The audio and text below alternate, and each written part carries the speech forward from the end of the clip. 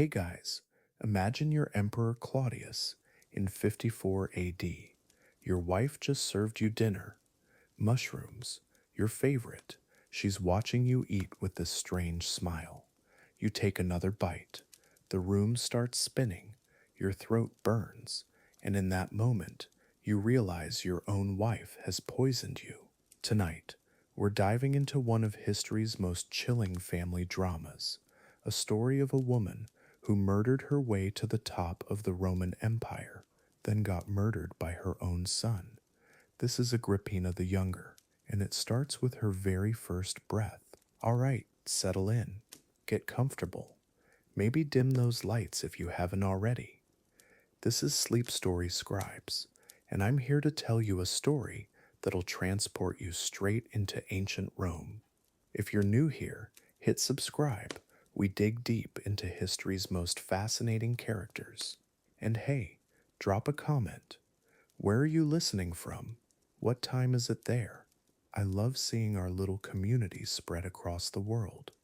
Tonight's about 2 hours of pure storytelling. No ads interrupting. Just you, me, and one of history's most ruthless women. Ready? Let's begin. Chapter 1: Birth Under the Augustan Sky. November 16th AD. Rome is celebrating Augustalia, a festival honoring the dead Emperor Augustus.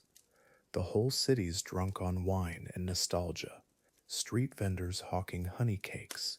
Citizens stumbling through torchlit streets singing old military songs. Everyone's remembering the golden age, the peace, the prosperity, the glory days when Augustus turned Rome from brick into marble. And somewhere in a wealthy villa on the Palatine Hill, a baby girl takes her first breath. A girl who will make Augustus look like a saint. Her mother, Agrippina the Elder, is exhausted. This is her sixth child. She's maybe 25 but looks older. Childbirth in ancient Rome is a death sentence for too many women. No anesthesia, no real understanding of infection. Just midwives, prayers, and luck. Outside, hammers ring against stone. They're building Aqua Claudia, the massive aqueduct that'll bring fresh mountain water to Rome's 1,000,000 inhabitants. It's been under construction for 3 years, won't be finished for another 14. Some projects take generations, some legacies even longer. This baby girl, she's going to be both. The midwives clean the blood, wrap the baby in soft wool. She's tiny, red, screaming like she already knows what kind of world she's been born into. Roman custom says the father has to accept the child. If he doesn't, well, there are cliffs outside the city. Exposure was legal, expected even, for unwanted daughters. But this child, she's got imperial blood. Her grandfather was Germanicus, Rome's greatest general since Julius Caesar himself. Her great-grandfather was Augustus, the first emperor, the man who ended the Republic and created the empire. This baby is royalty. She's also doomed. Think about what Rome looks like in 16 AD. Augustus has been dead for 2 years. His stepson Tiberius is emperor now. Paranoid, isolated, growing more suspicious by the day. The Praetorian Guard controls who lives and dies. Senators plot in whispered conversations. Everyone's watching everyone else, waiting for the next purge, the next exile, the next execution. Into this world of knives and poison comes a baby girl whose bloodline makes her both precious and dangerous. Every breath she takes threatens somebody's power. Every year she survives is a miracle somebody else might not allow. Her father, Germanicus, isn't even in Rome. He's in Syria, fighting wars, building his reputation, making himself too popular for his own good. Popular generals don't live long in Imperial Rome. Ask Pompey, ask Crassus, ask any man who got too close to the throne without being invited.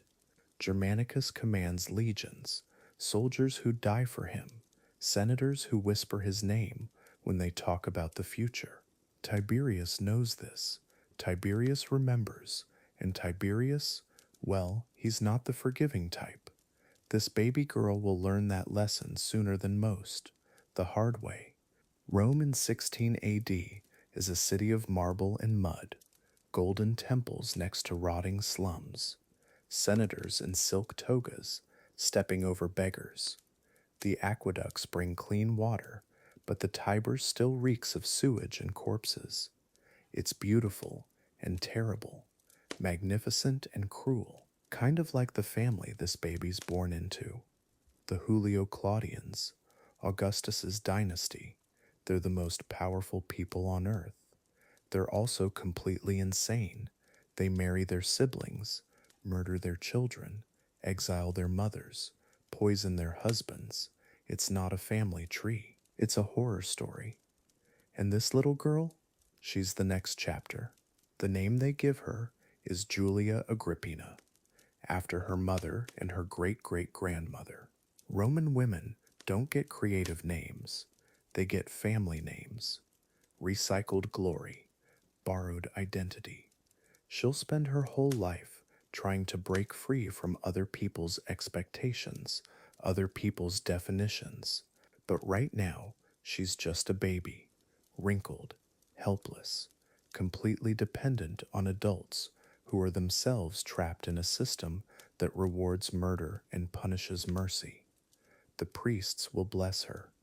The astrologers will read her stars. None of them see what's really coming. None of them could imagine what she'll become. Outside the villa, Rome celebrates Augustus, dead 2 years now, but still the measuring stick for every emperor who follows. Statues on every corner, his image on every coin, his name in every prayer. But here's what nobody wants to admit. Augustus was a monster too. He ordered executions, destroyed his enemies, stole other men's wives. The difference is he won. History's written by the winners, and Augustus wrote the rule book. This baby girl will spend her life trying to master. She'll get very good at it, better than Augustus ever was, and it'll destroy her. Her mother holds her, studies her face, looking for signs of character, intelligence, strength. In Rome, women need all three to survive, especially women born into the imperial family. There's no such thing as a quiet life when you're related to Caesar. You're either rising or falling, winning or dying.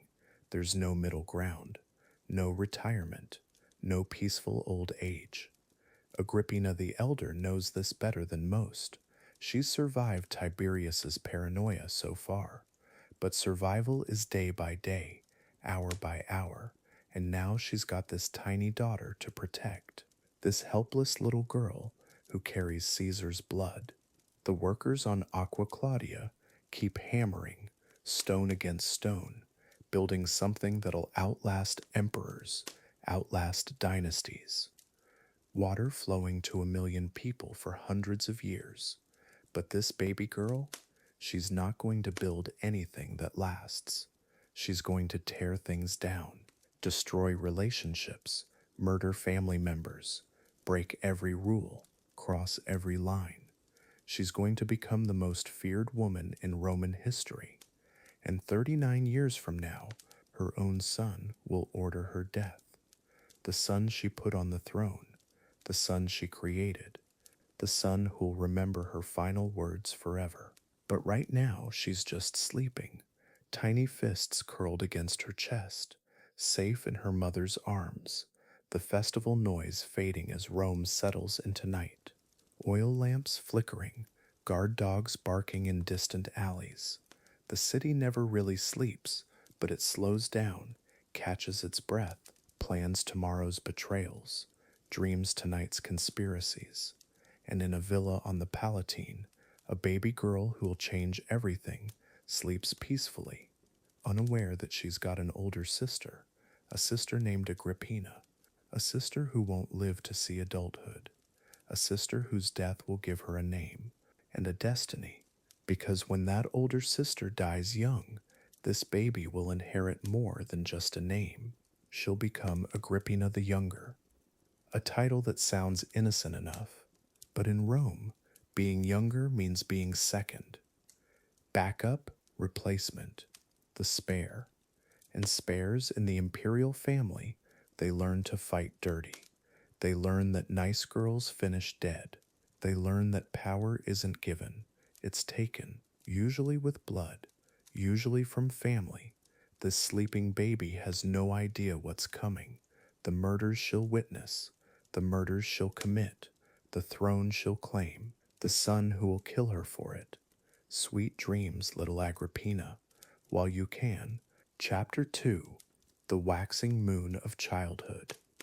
Picture this: a 6-year-old girl standing in marble corridors that echo with whispered treason.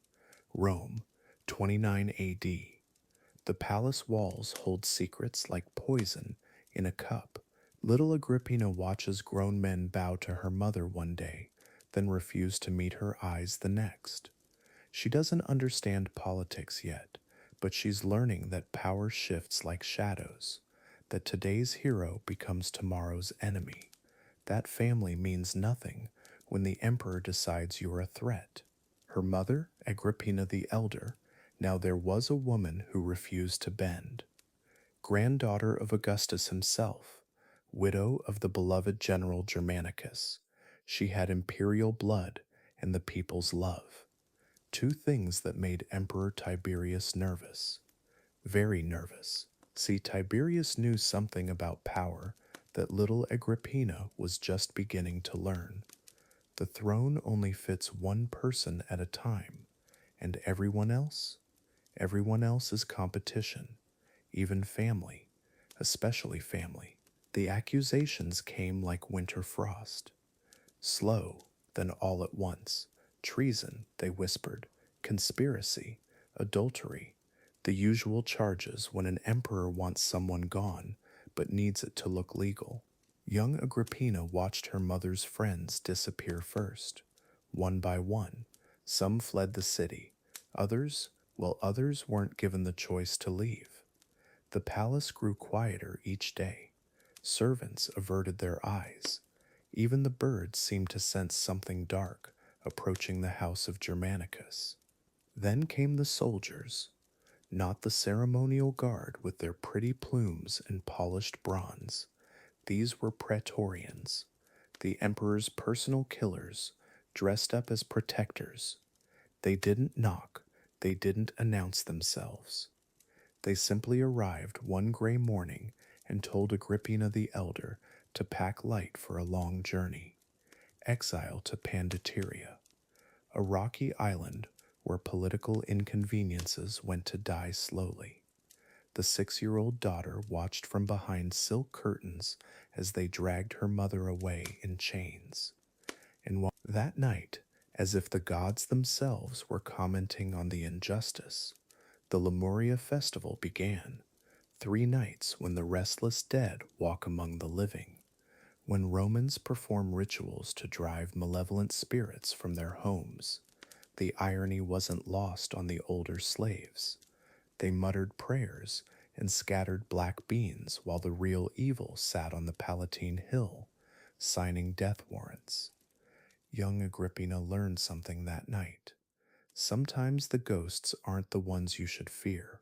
Sometimes the monsters wear purple and call themselves divine. The Lemuria rituals felt different that year. Usually Romans walked barefoot through their homes, throwing beans over their shoulders, chanting ancient words to appease the hungry dead. But with Agrippina the Elder in exile, it seemed like the ceremony was backwards. The real ghost was the living woman rotting on that island. The malevolent spirit was already inside the palace walls, wearing a crown. As young Agrippina watched her uncle perform the sacred rites, she wondered who exactly they were trying to exorcise. Months passed like a slow fever. Letters from the island came sporadically, then less frequently, then not at all. Agrippina the Elder was starving herself to death in protest, a final act of defiance against the emperor who'd stolen her life. Word reached the mainland through smuggled messages and sympathetic guards. The proud granddaughter of Augustus was wasting away, her body becoming as hollow as her hope. Young Agrippina absorbed every whispered detail, learning, always learning, never forgetting. The news came on a morning that should have been beautiful. October sunlight streaming through the windows, birds singing their autumn songs, a perfect day for a funeral announcement. Agrippina the Elder was dead, starved herself to nothing on that barren rock, her body so diminished that even the guards felt pity. The 7-year-old daughter received the news in silence. No tears, no screams, just a cold stillness that worried the remaining servants.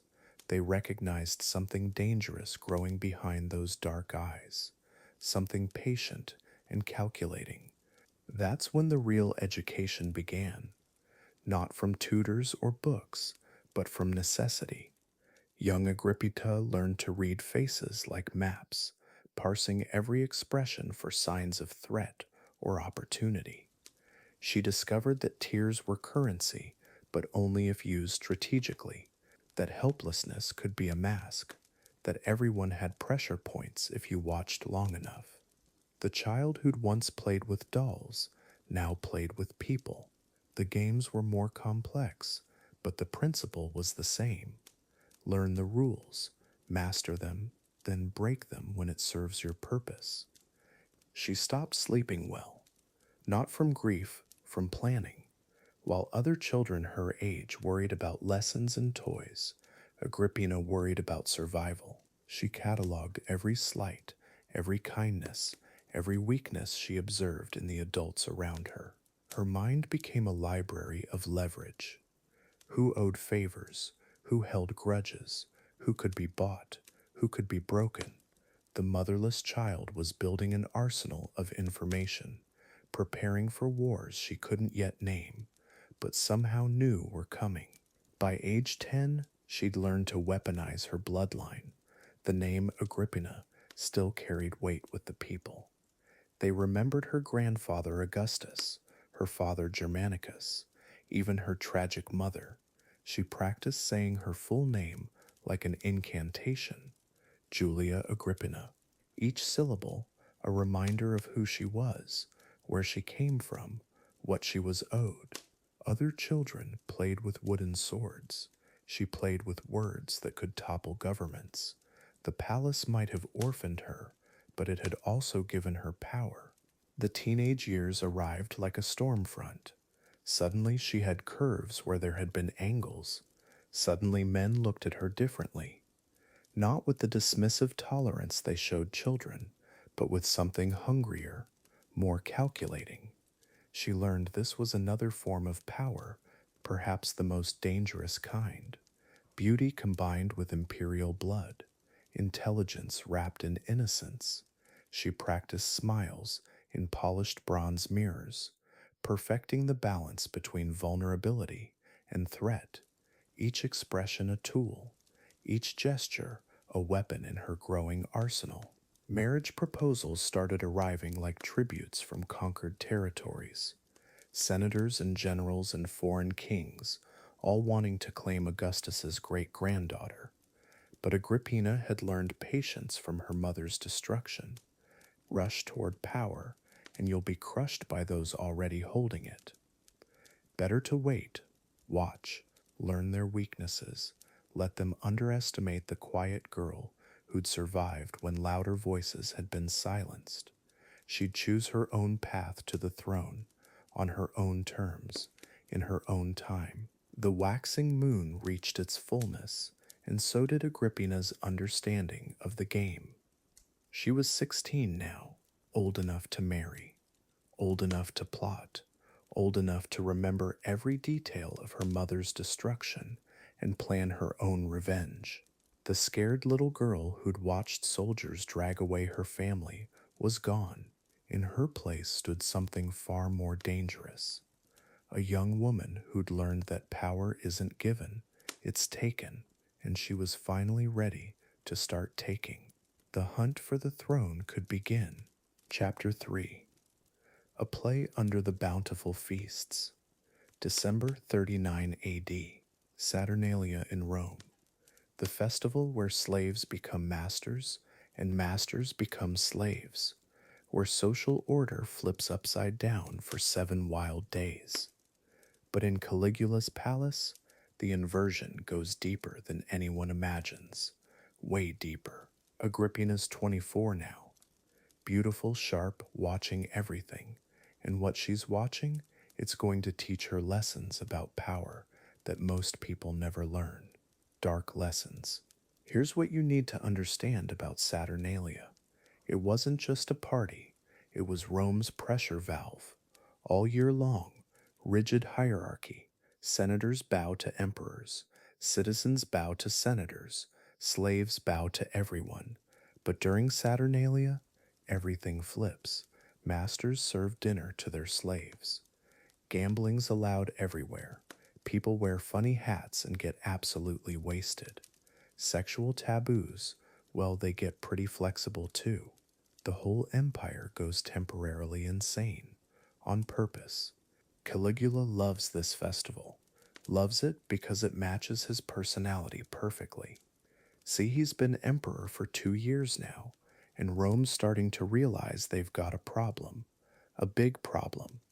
The guy who seemed so promising after Tiberius, he's completely lost his mind. Maybe it was that fever in his first year. Maybe power just broke his brain. Either way, the golden boy everyone cheered for has turned into something twisted. The rumors started months ago. Whispers in the corridors of the palace. Servants talking in hushed voices. Senators exchanging worried glances. It's about Caligula and his sisters, especially Agrippina. The whispers say they're too close, way too close. Brother and sister in ways that make even jaded Romans uncomfortable. And during Saturnalia, when normal rules disappear? Well, allegedly, they don't even try to hide it anymore. The imperial family's private feast becomes something else entirely. Picture Agrippina at these feasts. She's not naive anymore, not the grieving daughter who watched her mother waste away on that prison island. She's learned to survive in this world, to read every gesture, every glance, every pause in conversation. Because in Caligula's Rome, missing a signal can get you exiled. Or worse, she watches her brother across the dining couches, surrounded by sycophants and terrified senators. And she's learning something crucial about power. Here's what she's learning. Power in Rome isn't about laws or traditions or Senate votes.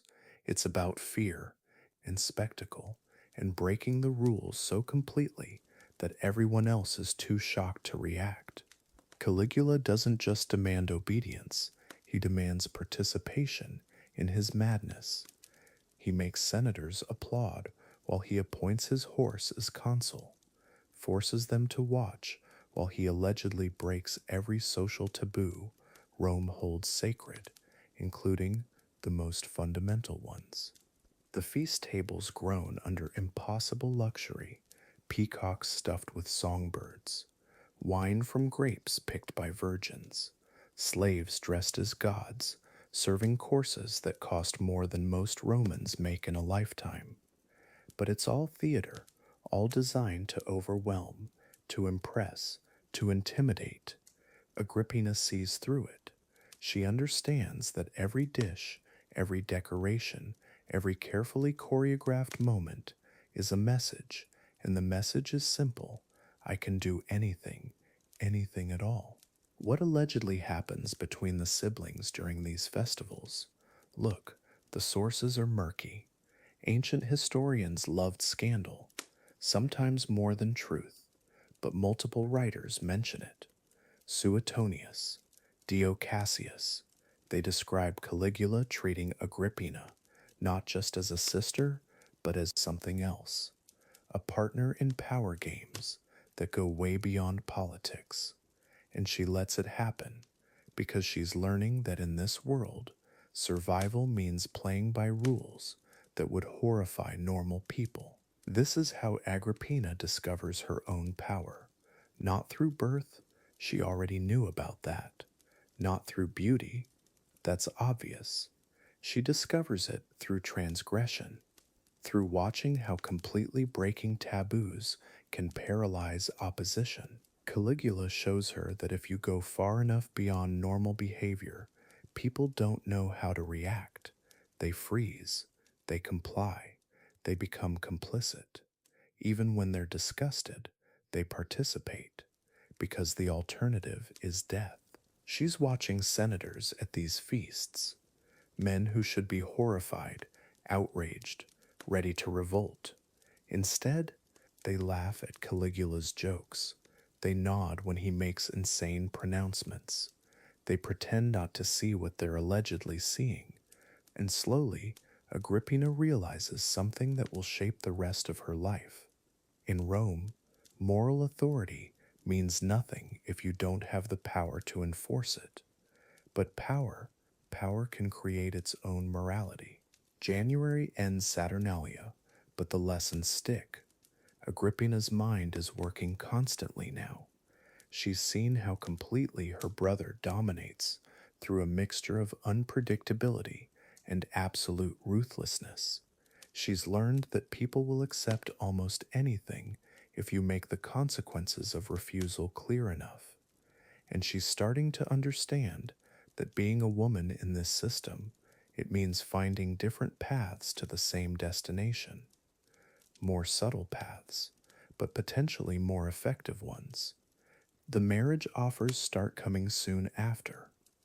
Wealthy Romans who see opportunity in connecting themselves to imperial blood. Agrippina evaluates each one like a general planning a campaign. This one has money, but no political connections. That one has influence, but questionable loyalty. She's not looking for love or even companionship. She's looking for stepping stones. Each marriage will bring her closer to the ultimate prize. And after what she's witnessed during those twisted Saturnalia feasts, she knows exactly what that prize is. Her first strategic marriage happens fast. Gnaeus Domitius, a Ahenobarbus, ancient noble family, solid fortune, useful connections. More importantly, he's ambitious but not too clever. Someone she can manage, someone who'll give her children, the right kind of children, imperial bloodline children, who could someday claim the throne. She's 25 when she marries him, and already she's thinking generations ahead, already planning moves that won't pay off for decades. But here's the thing about those Saturnalia nights. They never really ended for Caligula. The festival gave him permission to break every rule, and he just never stopped. The spiral into complete madness accelerated, and Agrippina, she's watching it all, learning from every mistake he makes, every bridge he burns unnecessarily. Because unlike her brother, she doesn't want to rule through chaos. She wants to rule through control. Complete, absolute, unshakable control. Chapter 4: Strategic Alliances and Saturn's Blessings. September 38 AD. Rome's buzzing with Septimontium, the festival celebrating the 7 hills that built an empire. Citizens climb each sacred slope, making offerings to the gods. But Agrippina's got something else on her mind. Marriage, not love, strategy. She's 23 now, old enough to understand that in Rome a woman's path to power runs through the right man's bed, and she's spotted her target. Time to make a deal with destiny. See, here's what Agrippina learned watching her family get picked off one by one. Blood means nothing if you don't have backing. Caligula's her brother, sure, but brothers can turn. Emperors definitely turn. She needs her own power base, her own money, her own children, and that means finding a husband who brings something to the table. Not just any senator will do. She needs old money, old names, old connections that even emperors respect. Enter Gnaeus Domitius Ahenobarbus. Yeah, that's a mouthful, but the name carries weight. Ancient patrician family, serious money. More importantly, he's got that bronze bearded swagger that catches attention at dinner parties. Problem is, the guy's got a reputation, chariot racing, gambling, and a temper that makes gladiators nervous. Roman historians basically called him a psychopath. But Agrippina, she sees potential. Sometimes the dangerous ones are exactly what you need. Think about her calculation here. She can't marry weak. Weak husbands get their wives killed when political winds shift. But she also can't marry too ambitious. That's competition. Domitius is perfect because he's dangerous enough to be respected, rich enough to be useful, but just reckless enough to be manageable. Plus, his family line goes back centuries. Any kids they have? That's imperial blood mixed with old republican nobility. That's currency you can't mint. The wedding happens fast, late 38 AD, probably during the harvest season when everyone's feeling optimistic about the future.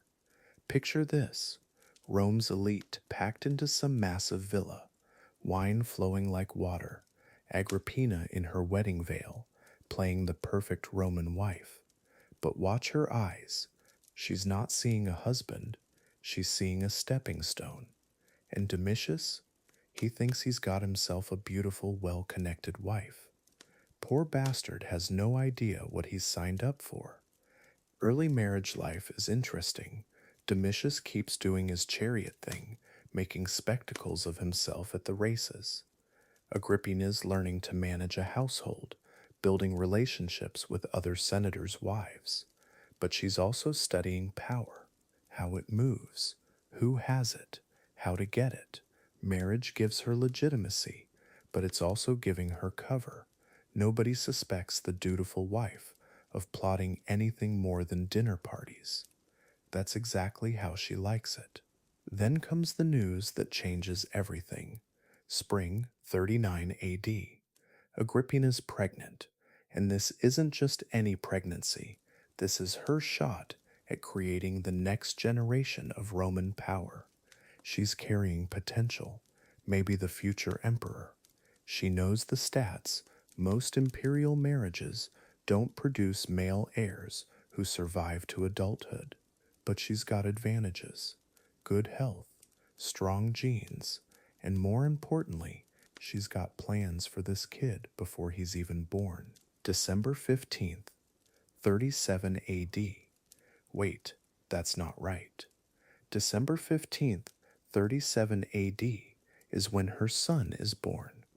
But here's what makes this moment perfect. It's Perilia, the festival of purification and boundaries. Romans spend the day cleansing their flocks, marking property lines, asking the gods to protect what's theirs. And right in the middle of all this ritual purity, Agrippina's pushing out the future emperor. The irony is so thick, you could cut it with a gladius. Think about that timing for a second. Perilia's all about fresh starts and clean slates.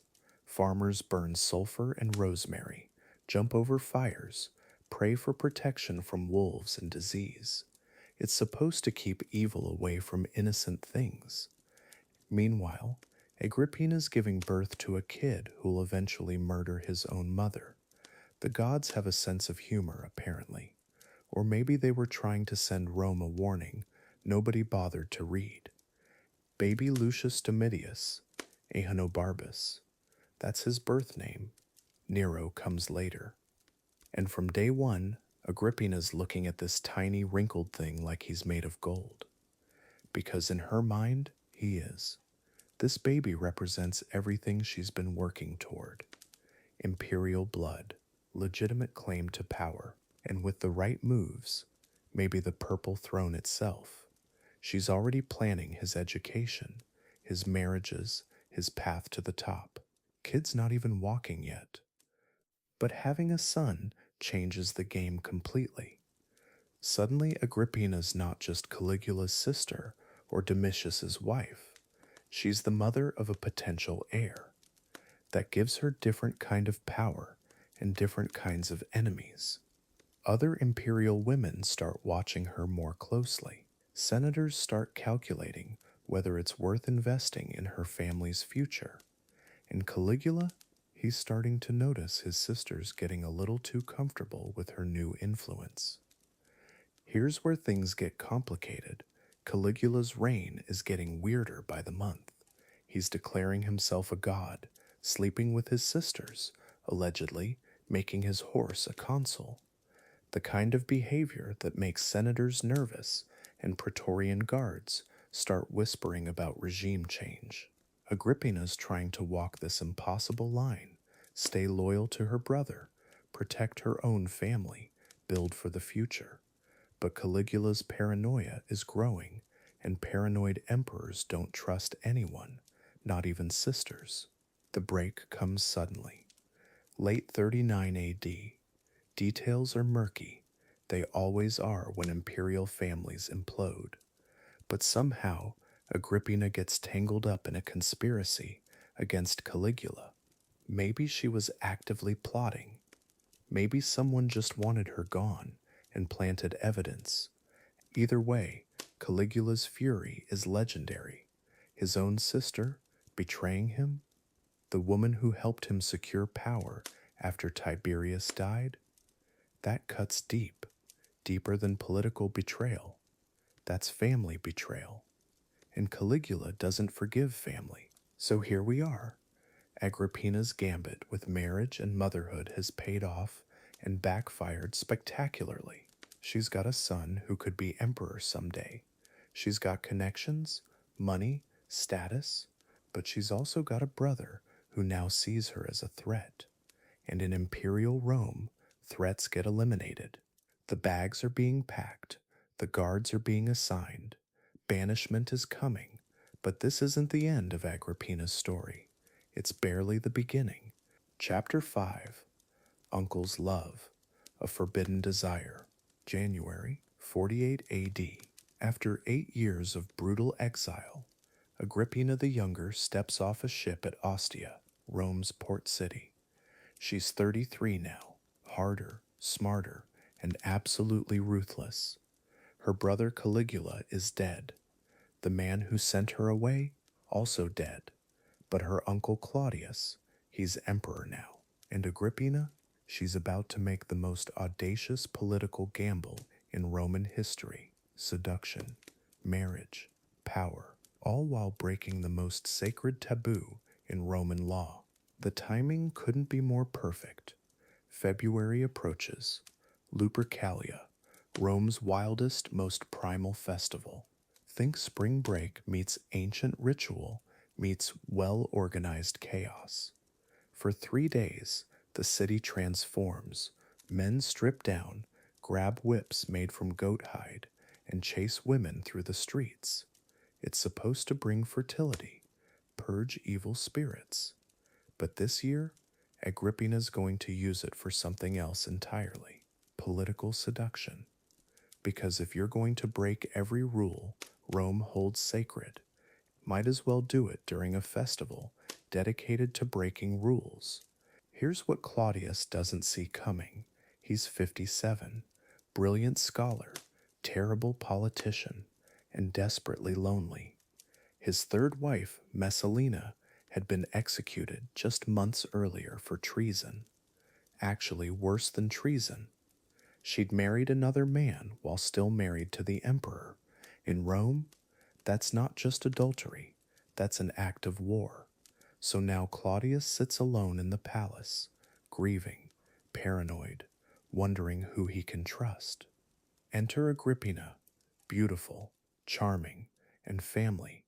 Surely family wouldn't betray him, right? Agrippina doesn't just waltz into the palace demanding attention. She's way too smart for that. Instead, she positions herself perfectly. starts attending public ceremonies, always respectful, always proper, but always visible. She knows Claudius watches these events, knows he's still mourning, still vulnerable. So she plays the grieving niece, the loyal family member, the woman who suffered just like he has. It's manipulation at its finest. And Claudius, poor guy, doesn't stand a chance. And Lupercalia arrives. February 15th. The Palatine Hill explodes with celebration. Naked runners, ritual whippings, wine flowing like water. And in the middle of it all, Agrippina makes her move. She approaches Claudius during the festivities, not as a supplicant, as an equal, a woman of imperial blood who survived exile, loss, and betrayal. She doesn't throw herself at him. She doesn't beg. Instead, she offers something Claudius has never had before, a true partner, someone who understands power, and the conversation that follows changes everything. Think about Claudius for a moment. This man who never expected to be emperor, born with physical disabilities that made him a laughingstock, brilliant mind trapped in a body, Rome considered weak. His first wife divorced him before their wedding night. His second wife died young. His third wife betrayed him so spectacularly it became legendary. And now here's Agrippina, stunning, intelligent, imperial bloodline that matches his own, treating him not like a joke, but like a man worth respecting, worth loving. The psychology here is devastating. Agrippina's seduction isn't physical, it's intellectual, political. She talks to Claudius about history, about Augustus, about the weight of ruling an empire that spans 3 continents. She listens when he rambles about engineering projects, nods when he quotes obscure historical texts, makes him feel like the scholar emperor he's always wanted to be. And slowly, carefully, she plants the idea. They could rule together. 2 minds, 2 bloodlines, 2 people who actually understand what power costs. It's intoxicating. But there's one tiny problem. Roman law explicitly forbids marriage between uncles and nieces. It's considered incest, abomination, the kind of thing that brings down the wrath of the gods, punishable by exile, sometimes death. But Agrippina, she's thought of that too, because this is Augustus's great-granddaughter we're talking about. The woman who survived Caligula's court, who endured 8 years of exile and came back stronger. She doesn't just want to break the law, she wants to rewrite it. The whispers start almost immediately. Senators horrified, citizens shocked. Even Claudius's advisors are begging him to reconsider. Marriage to his niece? It's unprecedented, dangerous, could destabilize everything. But Agrippina handles the opposition like a master chess player. She doesn't fight the criticism directly. Instead, she lets people see her effect on Claudius. How much happier he seems, how much more confident, how she brings out the emperor Rome needs him to be. Slowly, the opposition starts to crack. Spring turns to summer. The relationship deepens. Claudius finds himself genuinely smitten, maybe even genuinely in love. He starts talking about marriage openly, not just to Agrippina, to his advisors, to the Senate. The pushback is immediate and fierce. But Claudius, for maybe the first time in his life, he doesn't back down.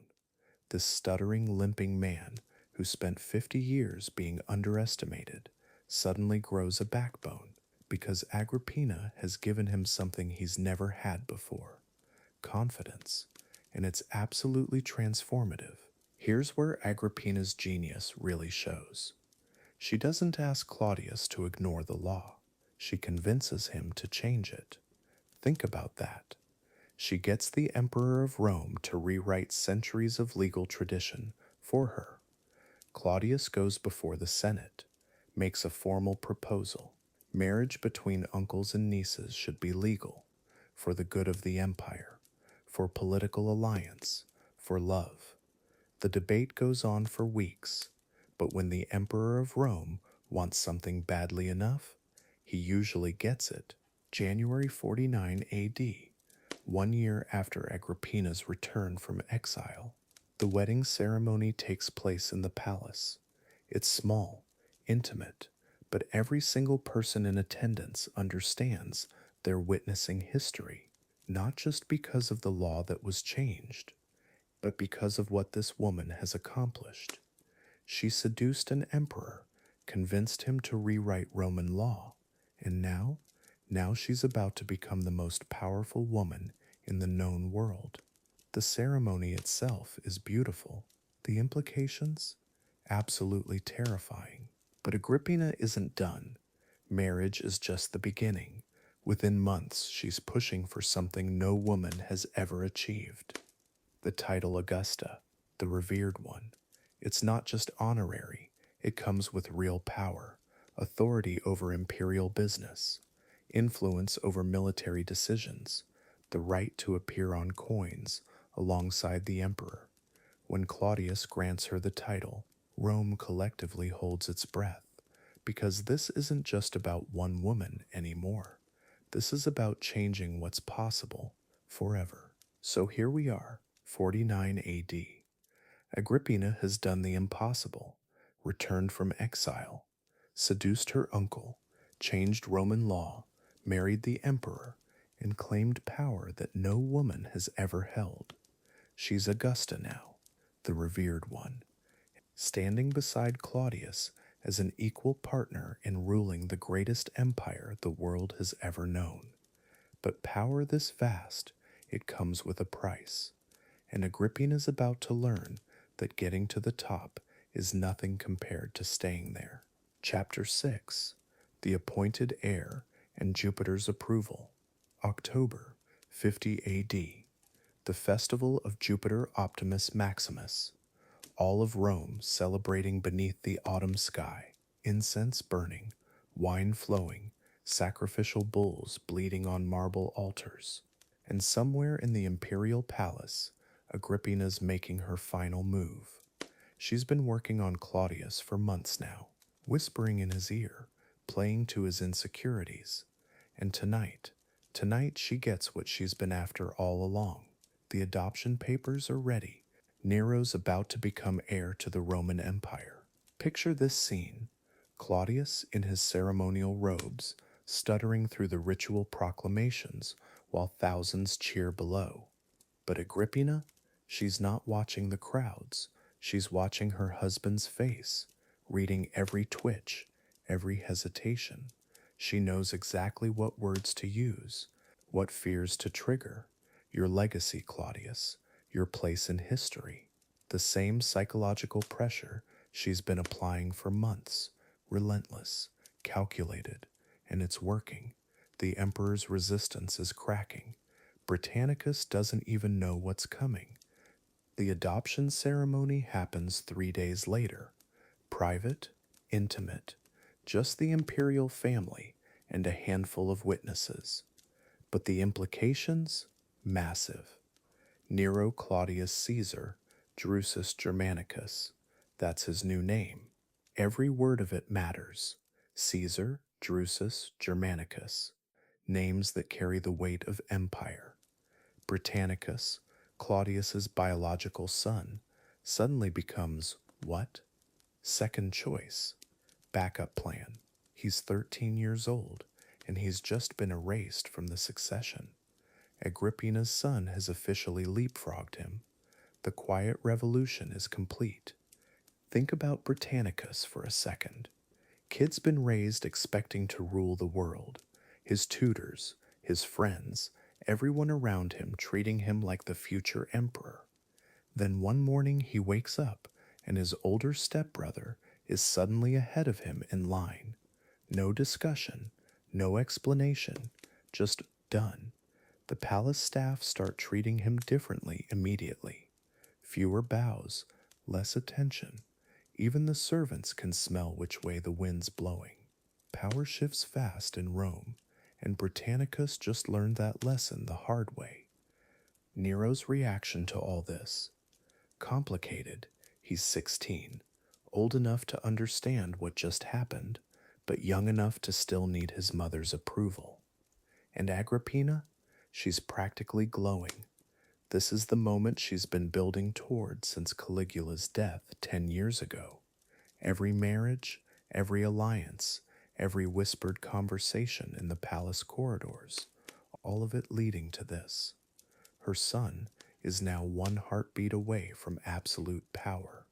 The great-granddaughter of Augustus has just maneuvered her bloodline back to the throne. But Agrippina's not stopping there. Oh no, she's just getting started.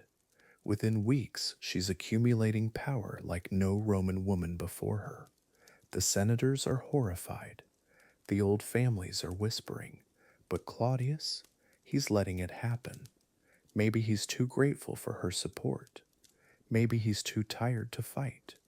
Or maybe he's starting to realize he's created something he can't control. Either way, Agrippina's influence is exploding beyond anything Rome has ever seen, and she's loving every minute of it. Then comes the coins. This is huge. Roman coins aren't just currency, they're propaganda, imperial messaging, and suddenly Agrippina's face is stamped right there next to the emperor's. Equal size, equal prominence.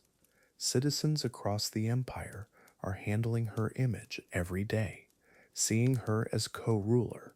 This has never happened before. No Roman woman has ever appeared on coins as an equal partner. The symbolism is staggering and totally intentional. Agrippina wants the world to know exactly who's really running things. Message received. August of 50 AD. The title that changes everything. Augusta. Claudius grants it to her in a public ceremony. The crowd goes wild. But the senators, they're sick to their stomachs. Augusta means, well, it means she's essentially Empress, not just the emperor's wife. Empress, co-ruler, partner in power. Julius Caesar's great-granddaughter has just achieved something that would have been unthinkable a generation ago. Roman tradition is being shattered in real time, and Agrippina's standing there soaking up every moment of it. Picture the palace now, Agrippina receiving her own delegations, foreign ambassadors bowing to her, provincial governors seeking her favor. She's got her own staff, her own budget, her own political network. This isn't some ceremonial role. She's exercising real power, making real decisions. Senators who ignore her do so at their own risk. And Claudius, he's watching all this happen. Sometimes he looks proud. Sometimes he looks worried, like maybe he's starting to wonder what exactly he's unleashed. Winter, 51 AD. The first cracks start showing. Claudius is in his private study late one night, going through correspondence, letters from provincial governors, military reports, and he's noticing something troubling. Half of them mention Agrippina, asking for her input, seeking her approval. Some barely mention him at all. This woman he married for political convenience is becoming what? His replacement? The emperor sets down the scroll and stares at the wall. What the hell has he done? The regret starts small. Little moments, Claudius catching himself deferring to her judgment, watching senators address her before him, seeing his own son Britannicus marginalized in his own home. It's subtle at first, just a nagging feeling that something's off, but it grows. Every day, every interaction, the imbalance becomes more obvious. Agrippina's not his partner anymore. She's his competitor, and she's winning. The emperor who conquered Britain is being conquered in his own palace by his own wife. Spring 52 AD. Claudius starts having private conversations, trusted advisors, old friends, careful, coded discussions about succession, about Britannicus, about whether certain decisions might be revisited. Nothing explicit, nothing treasonous, but the message is clear. The emperor is having second thoughts, and word travels fast in the palace. Servants whisper, guards gossip. Within days, Agrippina knows exactly what her husband is thinking, and she does not like it one bit. The honeymoon period is officially over. The tension becomes palpable. State dinners where they barely speak, public ceremonies where their smiles look carved from stone, palace staff walking on eggshells, unsure which imperial will to follow when they contradict each other. Nero's caught in the middle, still technically loyal to his mother, but smart enough to see the writing on the wall. Britannicus, meanwhile, is quietly gaining confidence. Maybe his father's having second thoughts. Maybe there's still hope for his birthright. Maybe the game isn't over after all. But Agrippina didn't claw her way to the top just to watch it slip away. She survived Tiberius's paranoia, Caligula's madness, and Claudius's weakness. She's not about to let her own husband destroy everything she's built. The woman who manipulated an emperor into adopting her son isn't going to lose that son's inheritance without a fight. And Claudius? Well, Claudius is about to learn that some wives don't just leave when the marriage goes bad. Some wives have more permanent solutions. The mushrooms are already growing. Chapter 7, Distant Thunder, Clairvoyant Horrors. May 54 AD. The air in Rome feels electric. Wrong, like those moments before lightning splits the sky. It's Lemuria. 3 nights when the dead walk among the living, when Romans perform ancient rituals to appease restless spirits. Claudius can't sleep. He paces his private chambers, muttering to himself. Something's changed in the emperor, a clarity he hasn't felt in years. And with that clarity comes a terrible realization about the choices he's made. 17-year-old Nero, his adopted son, his heir. Claudius watches him during court sessions now with different eyes. The boy's cruelty isn't hidden anymore. His contempt for tradition, for wisdom, for anything that doesn't serve his immediate pleasure.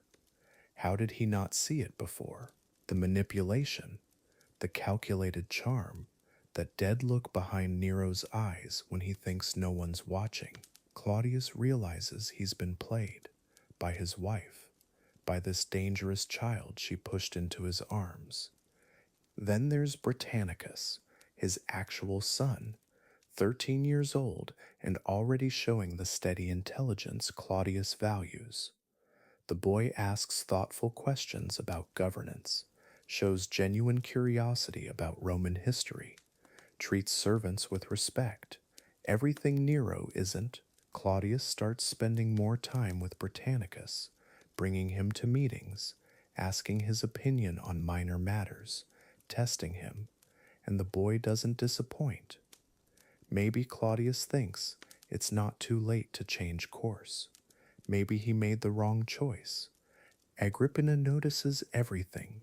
She's built her entire life on reading the subtle shifts in power. The way Claudius looks at her now, colder, more distant. The extra attention he's paying Britannicus. The private conversations that stop when she enters a room.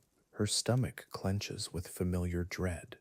The same feeling she had watching her mother fall from grace, watching family members disappear one by one. She knows this pattern, recognizes the signs. Her position isn't as secure as she thought. The Lemuria rituals don't help the tension. 3 nights of walking through the house barefoot at midnight, throwing black beans behind you to feed the hungry dead. Claudius performs the ceremony himself, like his ancestors did. 9 times he tosses the beans, 9 times he speaks the ancient words. But this year feels different. The shadows seem to move wrong. The silence between his words stretches too long. Even the dead, it seems, are restless about what's coming. Claudius's regrets multiply like poison in wine. He remembers the day he adopted Nero, Agrippina's triumphant smile, the way she played on his loneliness, his need to be loved. How could he have been so blind? He'd elevated a monster over his own flesh and blood, given imperial power to someone who would destroy everything he'd built. The more he thinks about it, the angrier he becomes, and anger in an emperor is dangerous for everyone around him. Agrippina tries subtle approaches first, reminds him of Nero's bloodline through Augustus, points out Britannicus's youth, his inexperience. But Claudius isn't listening anymore, not to her whispered advice, not to her careful reasoning. He's made up his mind about something, she can tell. The way he sets his jaw, the way he avoids her eyes during dinner. She's losing him. After everything she's sacrificed, everything she's endured, she's losing her grip on power. The rift between them widens daily. Claudius starts making decisions without consulting her. Small things at first, changes to the household, promotions for minor officials, then bigger moves. He recalls some of her allies from positions of influence, promotes men loyal to him personally. Each choice is a message. You're not indispensable. You never were. Agrippina feels the walls closing in, the same walls that crushed her mother, her brother Caligula's other sisters, every woman who dared to reach for real power. Then Claudius says it out loud, not directly, but close enough. He's reconsidering the succession. Britannicus has imperial blood, real blood, not adoption papers. The boy understands duty, tradition, the weight of Roman history. Maybe it would be better, maybe Rome would be safer. He doesn't finish the sentence. Doesn't need to. Agrippina hears what he's not saying. Nero's out. Britannicus is in.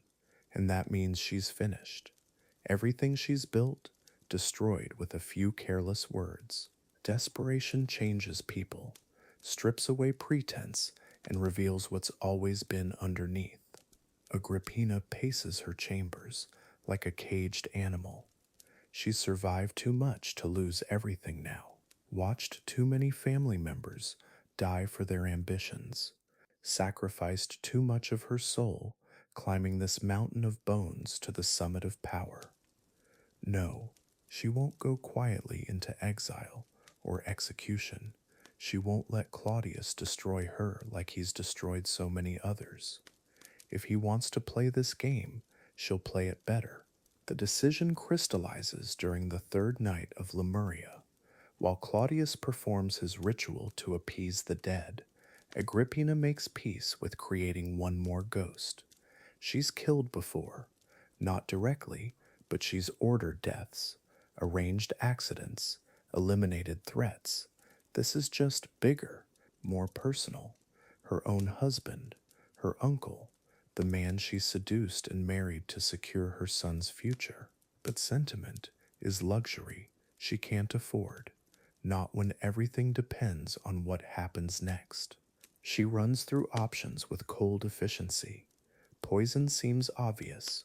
She's built immunity to most common ones by taking small doses over years, a precaution learned from watching too many family members die mysteriously. But Claudius has food tasters, personal guards. Making it look accidental will be tricky. It needs to be something he'd eat willingly, something that wouldn't immediately scream murder, something that could be explained away as natural causes, given his age and health problems. Then she remembers his weakness for mushrooms, expensive ones, the kind served only at imperial banquets. Perfect. She'll need help, though. someone skilled in the art of poison, someone desperate enough to risk everything for the right price. Her mind turns to Locusta, Rome's most infamous poisoner, the woman nobles whisper about in dark corners. If anyone can make this work, make it seem natural, it's her. The plan starts taking shape. Dangerous, yes, but less dangerous than doing nothing. The festival of Lemuria ends, but the dead don't rest. They hover around the palace like smoke, waiting for what's coming. Claudius feels it too, this heaviness in the air, the sense that time is running out. He looks at his wife across the dinner table and wonders when she became a stranger, when her smile turned calculating, when love turned to something else entirely. Neither of them knows they're living through their final days together. The wheels are already turning. Chapter 8, Bitter Grapes, A Feast of Death. October 54 AD. Rome buzzes with Mediterranealia, the harvest festival, where wine flows and gratitude fills every toast. But in the imperial palace, Agrippina isn't thinking about grateful hearts or abundant crops. She's thinking about death, specifically her husband's death. Emperor Claudius has been making noises about changing his succession plans again, favoring his blood son Britannicus over her boy Nero. That stops tonight. One last dinner party, one final family meal. Then, well, then everything changes forever. The harvest festival becomes something else entirely. She's spent weeks planning this, every detail mapped out like a military campaign. And why wouldn't it be? Agrippina learned strategy from the best, watching her family members get picked off, one, by emperors who smiled while they signed death warrants. Now it's her turn to smile, her turn to sign a warrant. The guest list for tonight's feast? Carefully curated. The menu? Claudius's favorites, obviously, mushrooms. He absolutely loves mushrooms, has since he was a boy. Perfect, because tonight, his beloved fungi become something far more sinister. Tonight, they become weapons. 3 people know about tonight's plan. Agrippina herself, obviously. Then there's Locusta, Rome's most infamous poisoner, and I mean infamous. This woman has turned murder into an art form. Clients pay premium prices for her expertise because she never fails, never leaves evidence, never gets caught. The third conspirator? Xenophon, Claudius's own physician, the man trusted to heal the emperor, will tonight help kill him. That's the genius of Agrippina's plan. She's not just using outsiders, she's corrupted the people closest to Claudius, turned his inner circle against him. Brilliant. Terrifying, but brilliant. Locusta's workshop sits in Rome's seediest district, hidden away where respectable citizens never venture. Inside, she's been crafting something special for weeks. Not just any poison, this needs to be perfect, undetectable, tasteless, fast-acting but not too fast. Can't have Claudius dropping dead before he swallows. That would raise questions. So she's created something that mimics food poisoning at first. Stomach cramps, nausea. Then, then things get much worse, much more permanent. The perfect crime requires the perfect weapon. And Locusta has delivered exactly that. Death disguised as indigestion. The harvest decorations throughout the palace hide the true nature of tonight's celebration. Grapevines twist around marble columns. Wine amphorae line the walls. Servants bustle about preparing the feast, completely unaware they're setting up an execution. Claudius himself is in magnificent spirits. Why wouldn't he be? His favorite season, his favorite foods, his family gathered around him. He has no idea his wife spent the afternoon meeting with a professional killer. No idea his trusted physician just received final instructions. No clue that tonight's mushrooms have been specially prepared, just for him. Xenophon's role in all this? Genius insurance policy. See if the poisoned mushrooms somehow fail. If Claudius survives the initial dose, the good doctor has a backup plan. A poisoned feather. Sounds ridiculous, right? But it's actually brilliant. When someone's poisoned, their first instinct is to vomit, get the bad stuff out. So Xenophon, playing the concerned physician, will offer to help Claudius purge. He'll tickle the emperor's throat with a feather to induce vomiting, except this feather, also coated with poison, double insurance. One way or another, Claudius dies tonight. Agrippina watches the kitchen staff prepare the fatal dish. They handle those mushrooms so carefully, washing them, slicing them, seasoning them perfectly. They have no idea they're crafting an emperor's death warrant. The poisoned ones look identical to the regular ones, even smell the same. Locusta's work is flawless as always. Only specific mushrooms contain the deadly surprise, the ones designated for Claudius's plate alone. Everyone else at tonight's feast will enjoy perfectly safe food. Only the emperor gets the special treatment. Only he gets Agrippina's final gift. The dining room fills with laughter and conversation as guests arrive. Senators and their wives, foreign dignitaries, family members, all settling into their couches, completely oblivious to the drama about to unfold. Claudius enters with his characteristic limp, beaming at everyone. This is his favorite kind of evening. Good food, good company, no tedious Senate meetings, no boring administrative duties, just pleasure and relaxation. He spots his beloved mushrooms being carried in, and his eyes light up. Poor bastard has no idea those mushrooms will light him up too, permanently. Agrippina plays the perfect hostess. Charming, attentive, making sure everyone's wine cups stay full. She even makes a lovely toast to the harvest, to family, to the blessings of the gods. Her voice is steady, her hands don't shake. You'd never guess she's orchestrating murder. This is what years of court intrigue teach you: how to smile while you destroy, how to act natural while you plot, how to toast someone's health while you're actively poisoning them. She's become a master actress. Tonight she gives the performance of her life. The moment arrives. Servants place the mushroom dishes before each guest. Claudius actually claps his hands together in delight. His favorite, prepared exactly how he likes them. Garlic, herbs, a hint of wine reduction. He reaches for his portion immediately, not waiting for others. Why would he? This is his house, his feast, his favorite food. The first bite goes down easily, delicious as always. The second bite, too. By the third bite, something feels different. Not the taste, that's perfect, but something in his stomach, a slight cramping, must be excitement. Or maybe he's eating too fast. Locusta's poison works exactly as designed. Slow at first, subtle.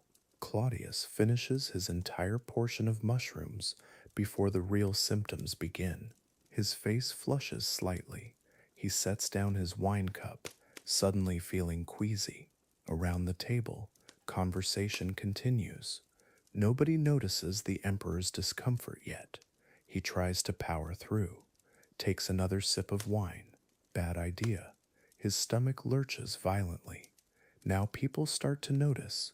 Agrippina, ever the concerned wife, immediately calls for Xenophon. The physician rushes over, feigning worry. The trap is closing. Everything is going perfectly to plan. Xenophon examines his patient with practiced concern. Claudius is sweating now, nauseous, cramping badly. Classic signs of food poisoning, the doctor announces. Nothing serious, just needs to purge his system. get the bad food out. He produces a feather from his medical bag. This will help, he assures everyone. Just tickle the throat, induce vomiting. Perfectly normal procedure. Claudius, desperate for relief, readily agrees, opens his mouth, allows the feather to brush against his throat. What he doesn't know is that feather carries enough poison to kill 5 men. The backup plan activates. The second dose hits Claudius like a sledgehammer. His body convulses violently. This isn't food poisoning anymore. This is something far worse. Panic spreads through the dining room as guests realize their emperor is dying before their eyes. Servants rush about frantically. Xenophon performs elaborate medical theater, pretending to fight for his patient's life. But it's all show. The poison is already coursing through Claudius's system, shutting down his organs one by one. Agrippina watches from across the room, her face a mask of appropriate wifely concern. Inside, she's calculating, timing, waiting. Emperor Claudius takes his final breath at exactly midnight.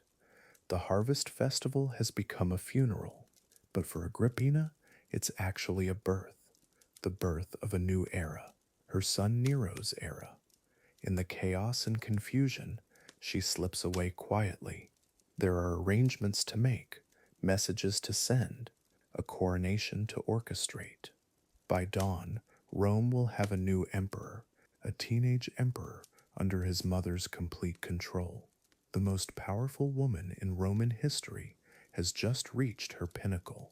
But power gained through poison, well, that always comes with a price. Always.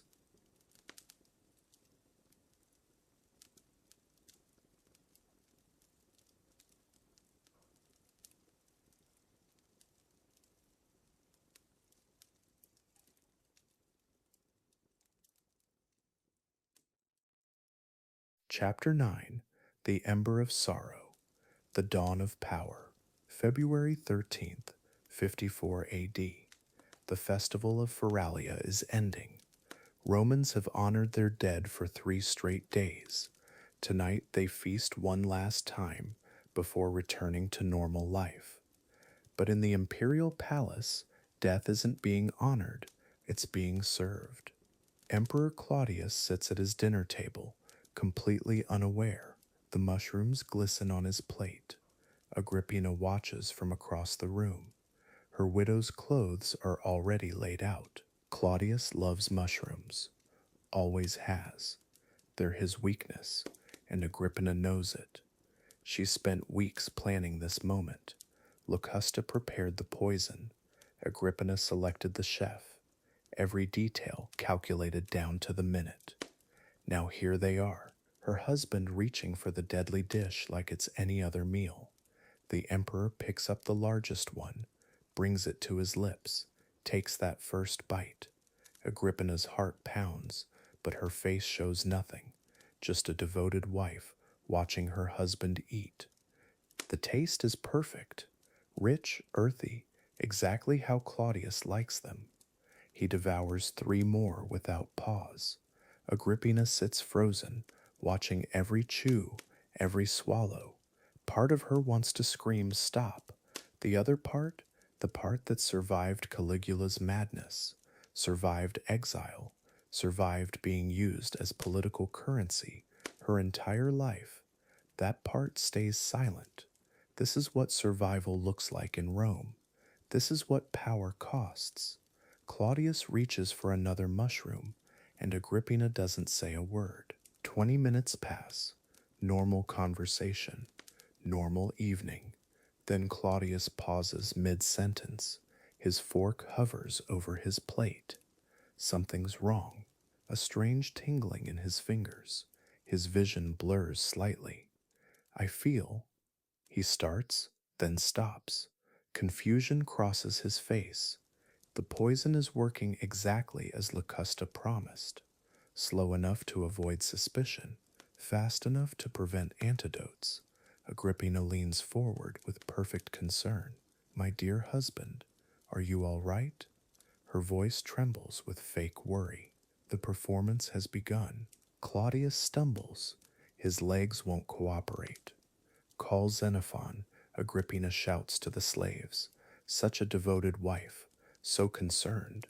The imperial physician arrives within minutes, already knowing his role. Xenophon has been Agrippina's ally for months now, paid handsomely for this moment. Paid handsomely for this moment. He examines the emperor with theatrical concern, checks his pulse, studies his symptoms. Food poisoning, he announces. We must purge his system immediately. Claudius nods weakly. He trusts his doctor completely. Fatal mistake. The second phase is about to begin. The feather trick. Ancient Rome's standard cure for poisoning. Tickle the throat, force vomiting, expel the toxins. Except Xenophon's feather isn't clean. It's coated with even deadlier poison. Concentrated extract from the same mushrooms Claudius just ate. One touch to his throat will finish the job instantly. This will help, Caesar, Xenophon whispers, guiding the feather toward Claudius's mouth. The emperor opens his lips trustingly. The feather slides down his throat. Within seconds, his body starts convulsing. There's no stopping it now. Claudius's eyes widen with sudden understanding. The mushrooms, the timing, his wife's face too composed, too ready. He tries to speak, but only foam comes out. His body jerks violently against the dining couch. Xenophon pretends to fight for his life while actually ensuring his death. Agrippina rushes to his side, tears streaming down her face. Real tears, surprisingly, not from grief, from relief, from terror, from the weight of what she's done. Claudius reaches toward her with his last strength. Then his hand falls. The emperor is dead. Silence fills the dining room. Only Agrippina's breathing. She's done it. Actually done it. The most powerful man on earth lies dead at her feet, and nobody suspects murder. Her plan worked perfectly, but staring at Claudius's lifeless face, something breaks inside her. This isn't just political calculation anymore. This is her uncle, her husband, the father who adopted her son, the man who loved her, trusted her, gave her everything. She's become exactly what Rome made her, a monster. But now Nero will be emperor. The emperor is dead, Xenophon announces to the gathering crowd. Slaves weep, guards look stunned. Agrippina collapses in theatrical grief, playing the devastated widow perfectly. But underneath the performance, her mind races. Messengers must reach Nero before news spreads. The Praetorian Guard needs their orders. Britannicus must be contained. Every minute matters now. One wrong move in civil war could tear Rome apart. She pulls herself together, still sobbing, and whispers urgent commands to her most trusted allies. Phase 1 complete. Phase 2 begins immediately. Fastest horses in the Imperial stable thunder through Roman streets. Agrippina's messengers carry sealed letters to key commanders, senators, allies. The message is identical. Emperor Claudius has died of sudden illness. Prince Nero will address the city at dawn. Remain calm, remain loyal. Within an hour, every important person in Rome knows two things. Claudius is dead. Nero is emperor, not Britannicus, his actual son. Nero, Agrippina's boy. The guards at Britannicus's quarters receive different orders. Keep the prince comfortable, but keep him contained. His life depends on his silence. Nero receives the news at his villa outside the city. At 16, he's about to become the most powerful person on earth. The messengers kneel as they deliver Agrippina's letter. Your stepfather has died. The throne is yours. Come immediately. Nero reads it twice. His hands shake not from grief, but from excitement. All those years of preparation, all those lessons in politics, warfare, performance. Finally, his moment has arrived. He orders his fastest chariot prepared.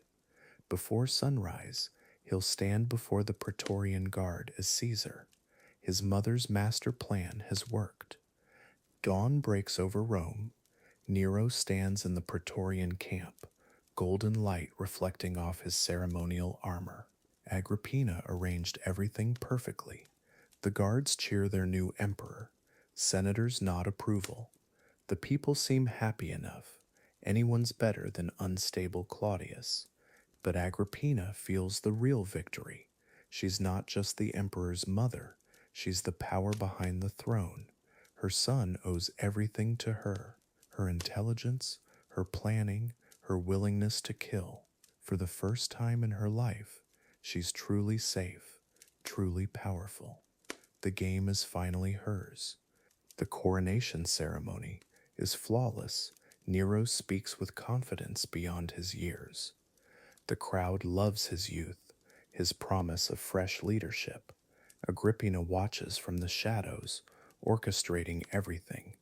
She signals which senators to approach, which promises to make, which threats to deliver quietly. This is her empire now, ruled through her son. But something in Nero's eyes bothers her, a new hardness she's never seen before, a calculation that looks familiar, too familiar, too familiar. The boy who once needed her protection is starting to look like a man who might not need anyone. As the celebrations continue into the night, Agrippina stands alone in the palace gardens. Claudius's body lies in state nearby, surrounded by mourning citizens who have no idea they're grieving a murder victim. She's achieved everything she dreamed of. Her son is emperor. She wields unprecedented power for a Roman woman. But victory feels hollow, cold. She's created a monster and taught him everything he knows. The student learned well, too well. She doesn't realize it yet, but her greatest triumph has also sealed her doom. Chapter 10: Severed Strings Ascending Puppet. March 15th, 54 AD. Festival of Libralia, the day Roman boys become men. But today? Today a 17-year-old becomes emperor. Nero Claudius Caesar Augustus Germanicus. Those names roll off his tongue like honey now. 6 months ago, he was just Lucius Domitius Ahenobarbus, a nobody with a famous bloodline. Now he's wearing purple. Now he's got the whole world bowing. And his mother is standing behind him, practically glowing. This is her masterpiece, her greatest performance. The irony isn't lost on anyone paying attention. Libralia, Liberation Day, freedom from childhood. But Nero, he's never been more controlled in his life. Every word scripted by Agrippina, every gesture coached, every smile practiced in her private chambers until it looked natural. She's created the perfect puppet emperor, handsome, charming, young enough to rule for decades, and completely, utterly hers. At least, that's what she thinks. The strings are there, sure. Question is, how long before someone cuts them? Or worse, before they snap on their own? Picture the scene, the Forum Romanum at dawn, crowds gathering since before sunrise. This isn't just any coronation. This is history being rewritten in real time, because standing next to Nero, not behind him, next to him, is his mother, wearing gold that catches the morning light. Agrippina the Younger, the woman who murdered her way to this moment. And she's not hiding in the background like imperial women are supposed to. She's center stage, equal billing. The crowd knows exactly who put this boy on the throne. They know who really rules Rome now. The ritual begins, ancient words in Latin that most Romans don't even understand anymore. But the power is electric. You can feel it crackling through the crowd. The Praetorian Guard in perfect formation, Senate members trying to look enthusiastic, and there's Burrus, Nero's military advisor, watching everything with those sharp eyes. Seneca, the philosopher tutor, making mental notes. These men know the game. They know this 17-year-old kid isn't really in charge. Not yet, but they also know something Agrippina doesn't. Boys grow up. Puppets learn to cut their own strings. When the purple toga drops across Nero's shoulders, God, you should see Agrippina's face. Pure triumph. This is her Augustus moment, her Julius Caesar moment, except she's a woman, so she can't be emperor herself. But this is close enough. Her son's power is her power.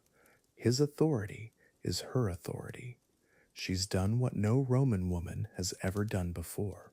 She's made herself the true ruler of the empire. Through him, through her beautiful, malleable, perfect boy. Her breathing is shallow. Her hands are shaking. This is everything she's worked for, everything she's killed for. But watch Nero closely, really closely.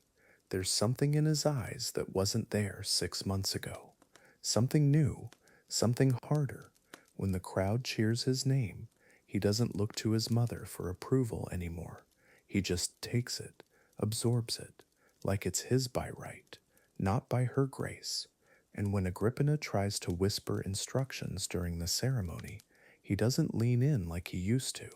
He pulls back, subtle, almost imperceptible.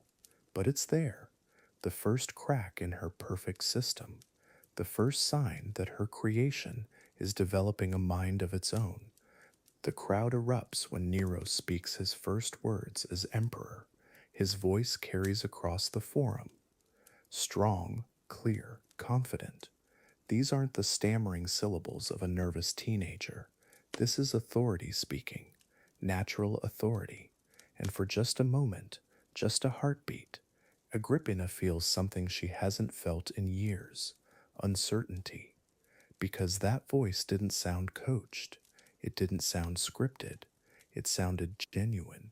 It sounded like an emperor who believes in his own power, not power borrowed from his mother, not power granted by her schemes.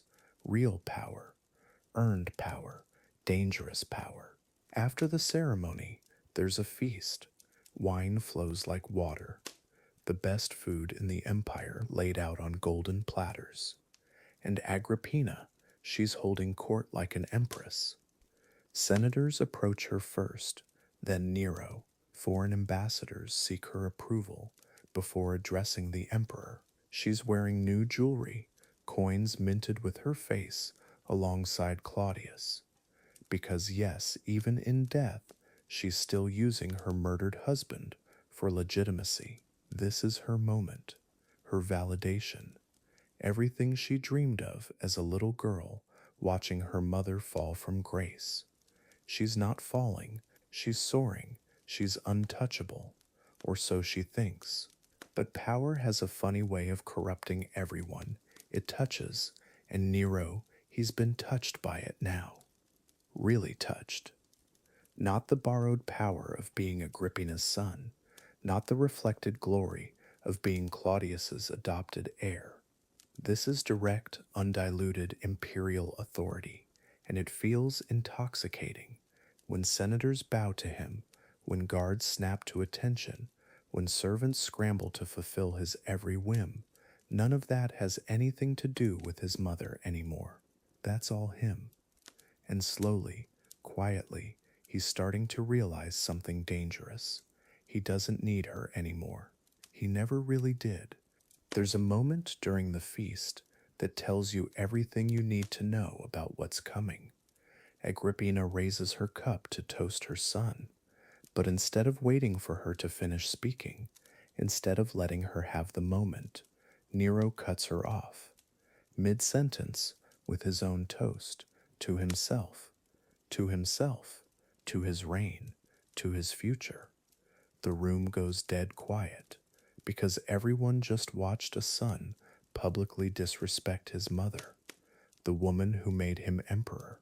And the scariest part? Nero doesn't look embarrassed. He looks satisfied, like he's testing boundaries, like he's pushing back, like he's flexing muscles he didn't know he had. Agrippina covers well. She's too smart, too experienced to let the shock show. But inside she's reeling. This isn't part of the plan. This isn't how puppets behave. Puppets don't interrupt their puppeteers. Puppets don't steal moments. Puppets certainly don't humiliate their creators in front of the entire Roman elite. But that's the thing about creating monsters. Sometimes they turn on you. Sometimes they decide they don't want strings anymore. Sometimes they realize the hand controlling them can be bitten off. And Nero just realized he has very sharp teeth. The night ends with Nero retiring to his chambers alone, not with his mother like they've done for months, planning together, scheming together, mother and son against the world. Tonight he dismisses her, politely, respectfully, but firmly. I need to rest, mother. Tomorrow begins my reign, not our reign, my reign. And when the door closes behind him, Agrippina stands in the corridor for a long time, staring at that door, listening to the silence on the other side. She built this boy into an emperor, but maybe she built him too well. Maybe she gave him too much confidence, too much independence, too much power. Inside his room, Nero stands at the window overlooking Rome, his Rome now, all those lights stretching to the horizon, all those lives under his control, all that power flowing to him. And for the first time in his life, he's not thinking about what his mother would want him to do.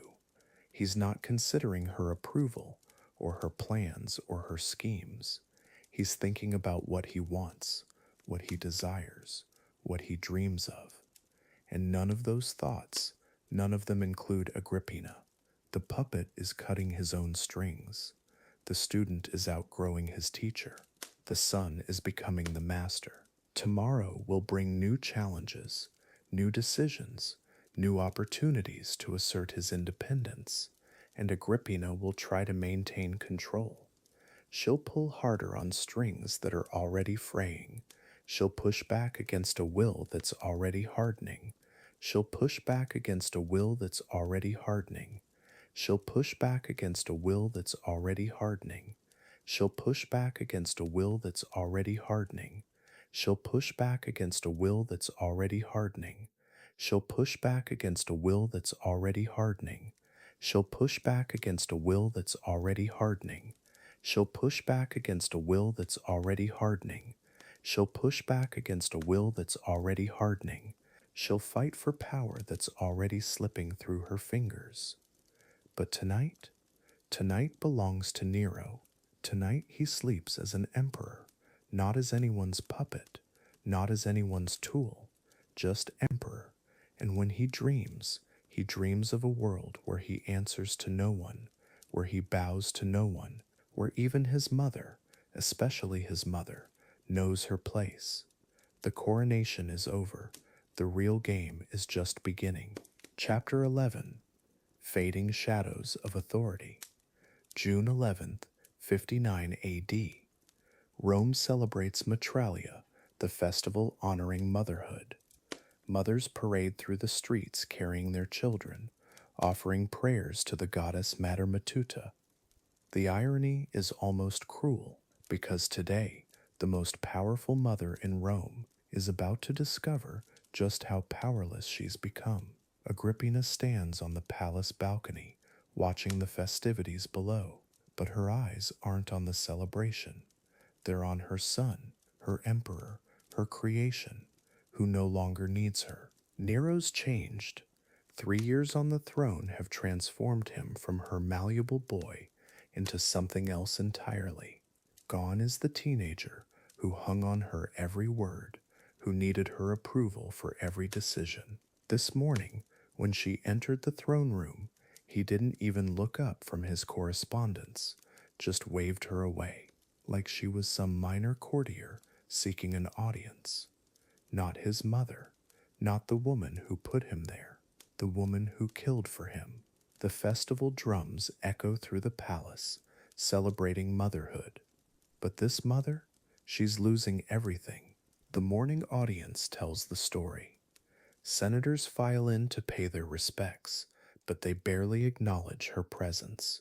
Their eyes go straight to Nero.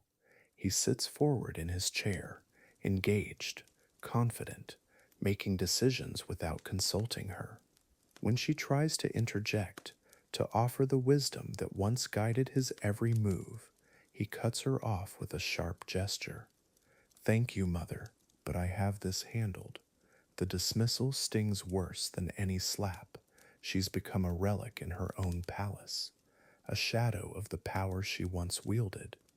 Later, she corners him in the garden. We need to discuss the grain distribution to the provinces, she begins. He doesn't stop walking, already handled. The new appointments to the Praetorian Guard, decided yesterday. She grabs his arm, forcing him to face her. For a moment, she sees the boy she raised. Then his expression hardens. Mother, he says, voice deadly calm, I appreciate your interest, but I'm emperor now, not you. The words hit like a physical blow. He pulls free and walks away, leaving her standing alone among the roses. That evening, the palace hosts a banquet for the festival. Agrippina takes her traditional seat beside the emperor's throne. But something's wrong. The chair has been moved. Subtly, but noticeably, she's no longer at his right hand. She's been shifted down, relegated to a position among the other family members. The message is clear. She searches Nero's face for some sign of affection, some hint of their old bond. But he's laughing with his advisors, completely absorbed in their conversation. She might as well be invisible. The most powerful woman in Rome has become background decoration. During the feast, a senator raises a toast to the wise leadership of our young emperor. Everyone drinks, but when another tries to include in the guidance of the Augusta, Nero waves him quiet. Tonight we celebrate the emperor's wisdom, he says smoothly, mine alone. The room falls silent. Agrippina's cup trembles in her hand. This isn't just dismissal. This is public humiliation. Her carefully constructed image as the power behind the throne is crumbling in real time. She forces a smile, but inside, she's screaming. Her son is erasing her from his story. She tries a different approach. The next morning, she arrives at his private study with scrolls of intelligence reports from Britain, information only she has access to, her secret weapon, but Nero barely glances at them. Seneca already briefed me, he says without looking up from his writing. Her heart sinks. Seneca, his old tutor, has been feeding him information, cutting her out of the intelligence network she spent years building. She realizes with growing horror that they've been planning this, slowly, systematically removing her from every source of power and influence. That afternoon brings the final blow. She's reviewing palace security arrangements when a guard informs her that her personal Praetorian detail has been reassigned. By whose order, she demands? The Emperor's, Augusta. Her protection, her last symbol of status, stripped away without consultation, without warning. She storms to Nero's chambers, but the guards won't let her pass. The emperor is in conference, they explain. She, who once commanded legions, can't even see her own son. The boy she made emperor has become her jailer, and she finally understands. This isn't neglect, it's war. She retreats to her private quarters, mind racing. How did she miss this? The signs were all there. His increasing independence, the new advisors, the subtle changes in court protocol. She dismissed it as natural growing pains, a young emperor finding his footing, but this was planned, coordinated. They've been working against her for months, maybe years. Seneca, Burrus, probably half the Senate, and Nero, her sweet boy who used to climb into her bed during thunderstorms. He's leading the charge. Her own son has become her greatest enemy. She paces her chamber like a caged animal. Every option feels like surrender. If she fights publicly, she looks desperate, grasping. If she retreats quietly, she admits defeat. Either way, she loses. The festival continues outside her window, mothers celebrating their children throughout Rome. The bitter irony isn't lost on her. She gave birth to an emperor only to have him destroy her. The child she nurtured, protected, killed for, has turned on her completely. Motherhood, the thing this whole festival celebrates, has become her curse. Her son, her masterpiece, will be her undoing. Late that night, she makes one last attempt. She slips through the palace corridors to his private chambers, using passages only she knows. She finds him alone, finally reviewing documents by lamplight. For a moment, he looks so young, so much like the boy she raised. Nero, she whispers. He looks up, and for just an instant, she sees something flicker in his eyes. Recognition? Regret? But then his face hardens again. What are you doing here? The coldness in his voice breaks her heart. Her child is gone. This stranger wearing his face has consumed him completely. I gave you everything, she says, voice barely controlled. The throne, the power, the empire. I killed for you. He stands slowly, and she sees her husband Claudius in his movements. Her uncle, the man she poisoned to put this ungrateful boy on the throne. And I'm grateful, Nero replies, but there's no warmth in it. But gratitude doesn't make you emperor, mother. I am alone. The finality in his words terrifies her. This isn't anger. It's not teenage rebellion. This is a man cutting ties completely, permanently. Her son has become her executioner. She backs toward the door, suddenly understanding the danger she's in. The way he's looking at her, it's not the gaze of a son, it's the calculating stare of an emperor deciding someone's fate. You should go, he says quietly. And mother, don't come here again uninvited. The threat hangs between them like a blade. She nods once and flees, heart hammering. In the hallway, she catches her reflection in a bronze mirror. The most powerful woman in Rome looks terrified because she finally gets it. The festival of motherhood is ending, and so is her life. Dawn breaks over the 7 hills as Matralia concludes. Throughout Rome, mothers wake beside their beloved children, but in the imperial palace, a different kind of awakening is happening. Agrippina stares out her window at the city she once ruled through her son.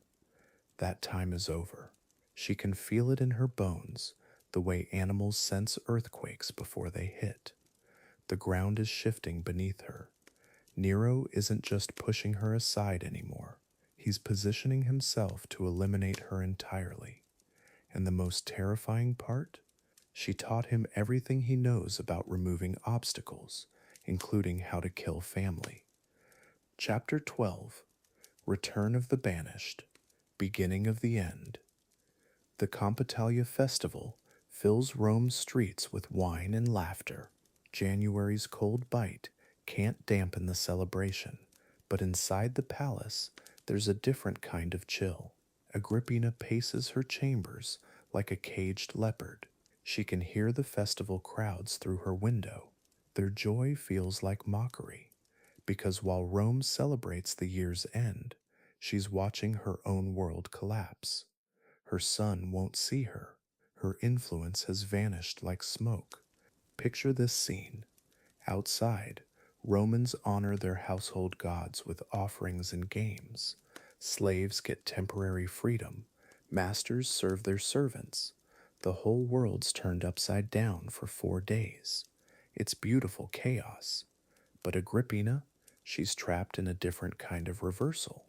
The woman who once shared Nero's throne now begs for audiences with her own son. The mother who raised an emperor can't even get him to return her letters. The festival's joy feels cruel when your life is crumbling. Remember when Agrippina was untouchable, when senators bowed to her, when her face graced Roman coins next to her son's? That version of herself feels like a different person now. 3 years into Nero's reign, she's become what she always feared: irrelevant. Her apartments feel smaller each day. Her servants whisper in corners. Even her freedmen avoid eye contact. Power, she's learning, doesn't fade gradually.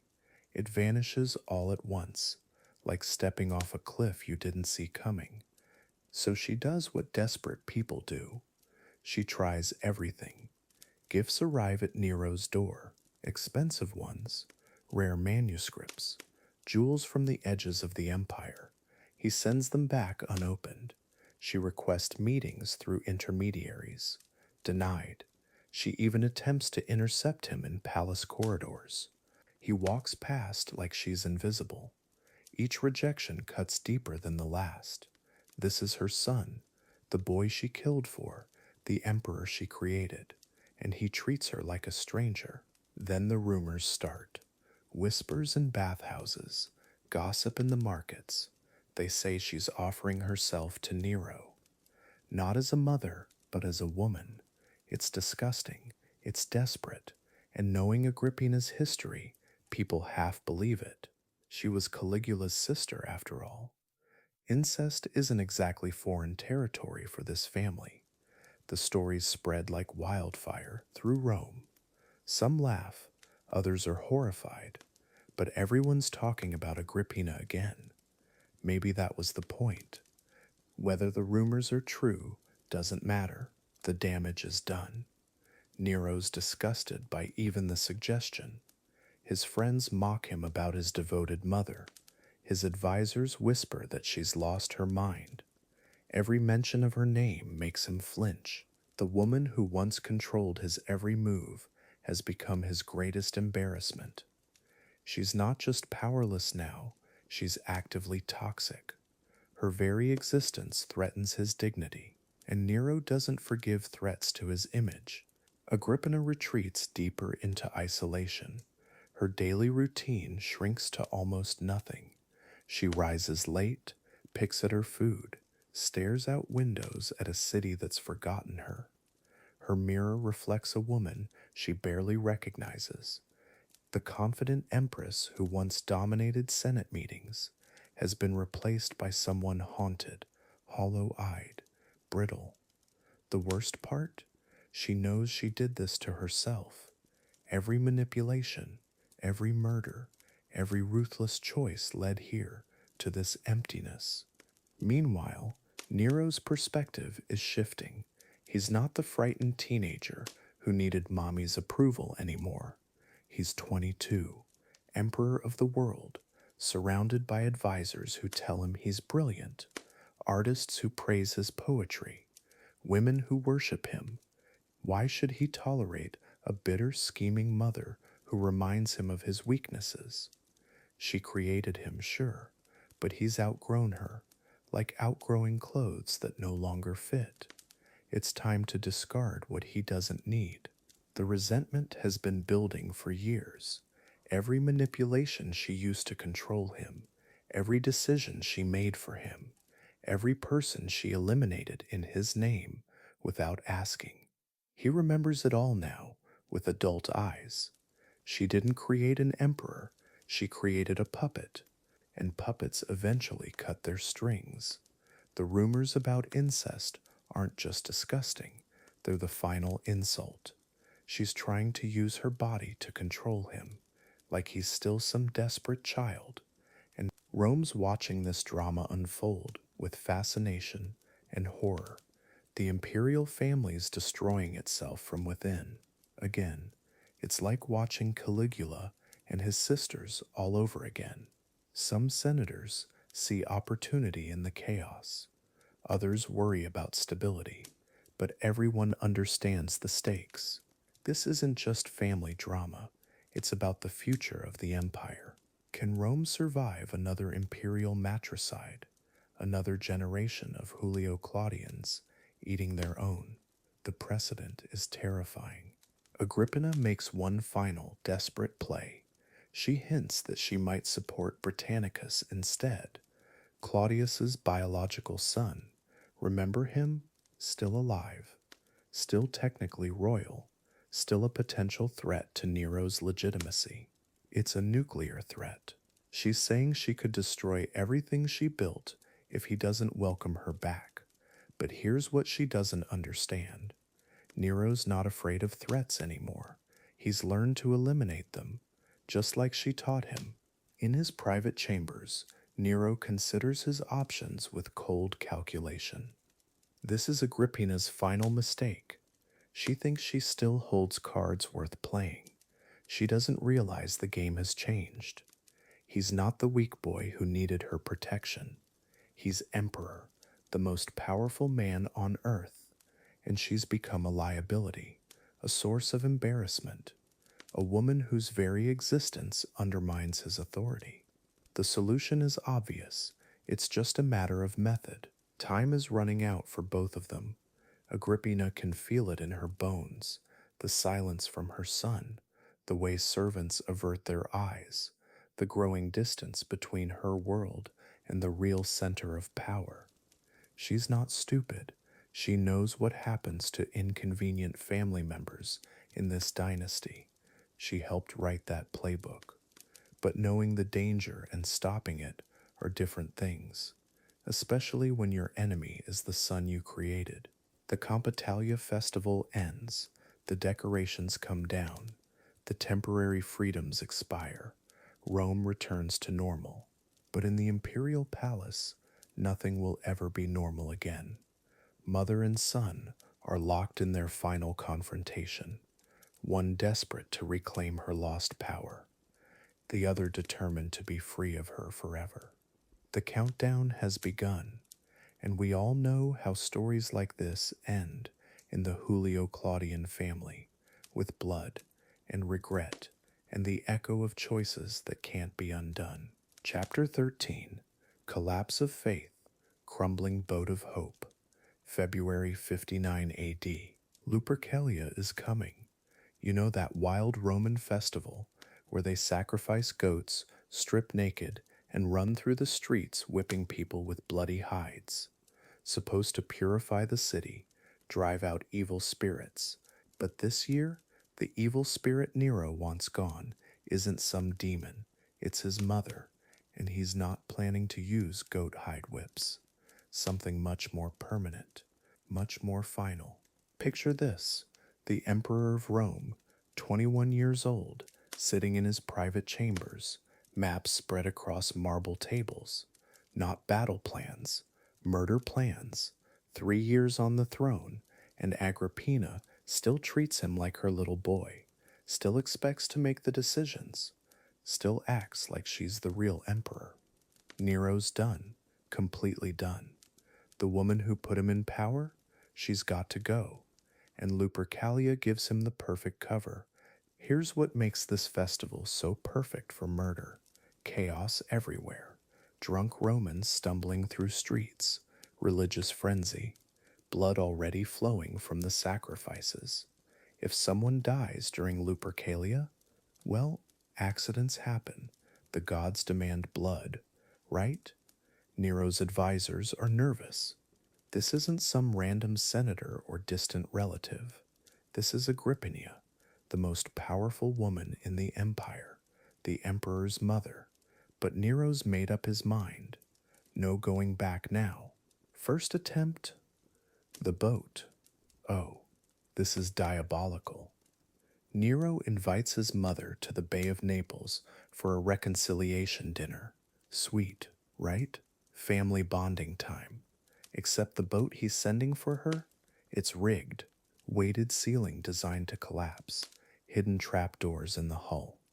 The plan? She gets on board, ceiling crushes her, boat sinks. Looks like a terrible accident. Maritime tragedy during the festival. Even has his engineers test it beforehand. Everything works perfectly.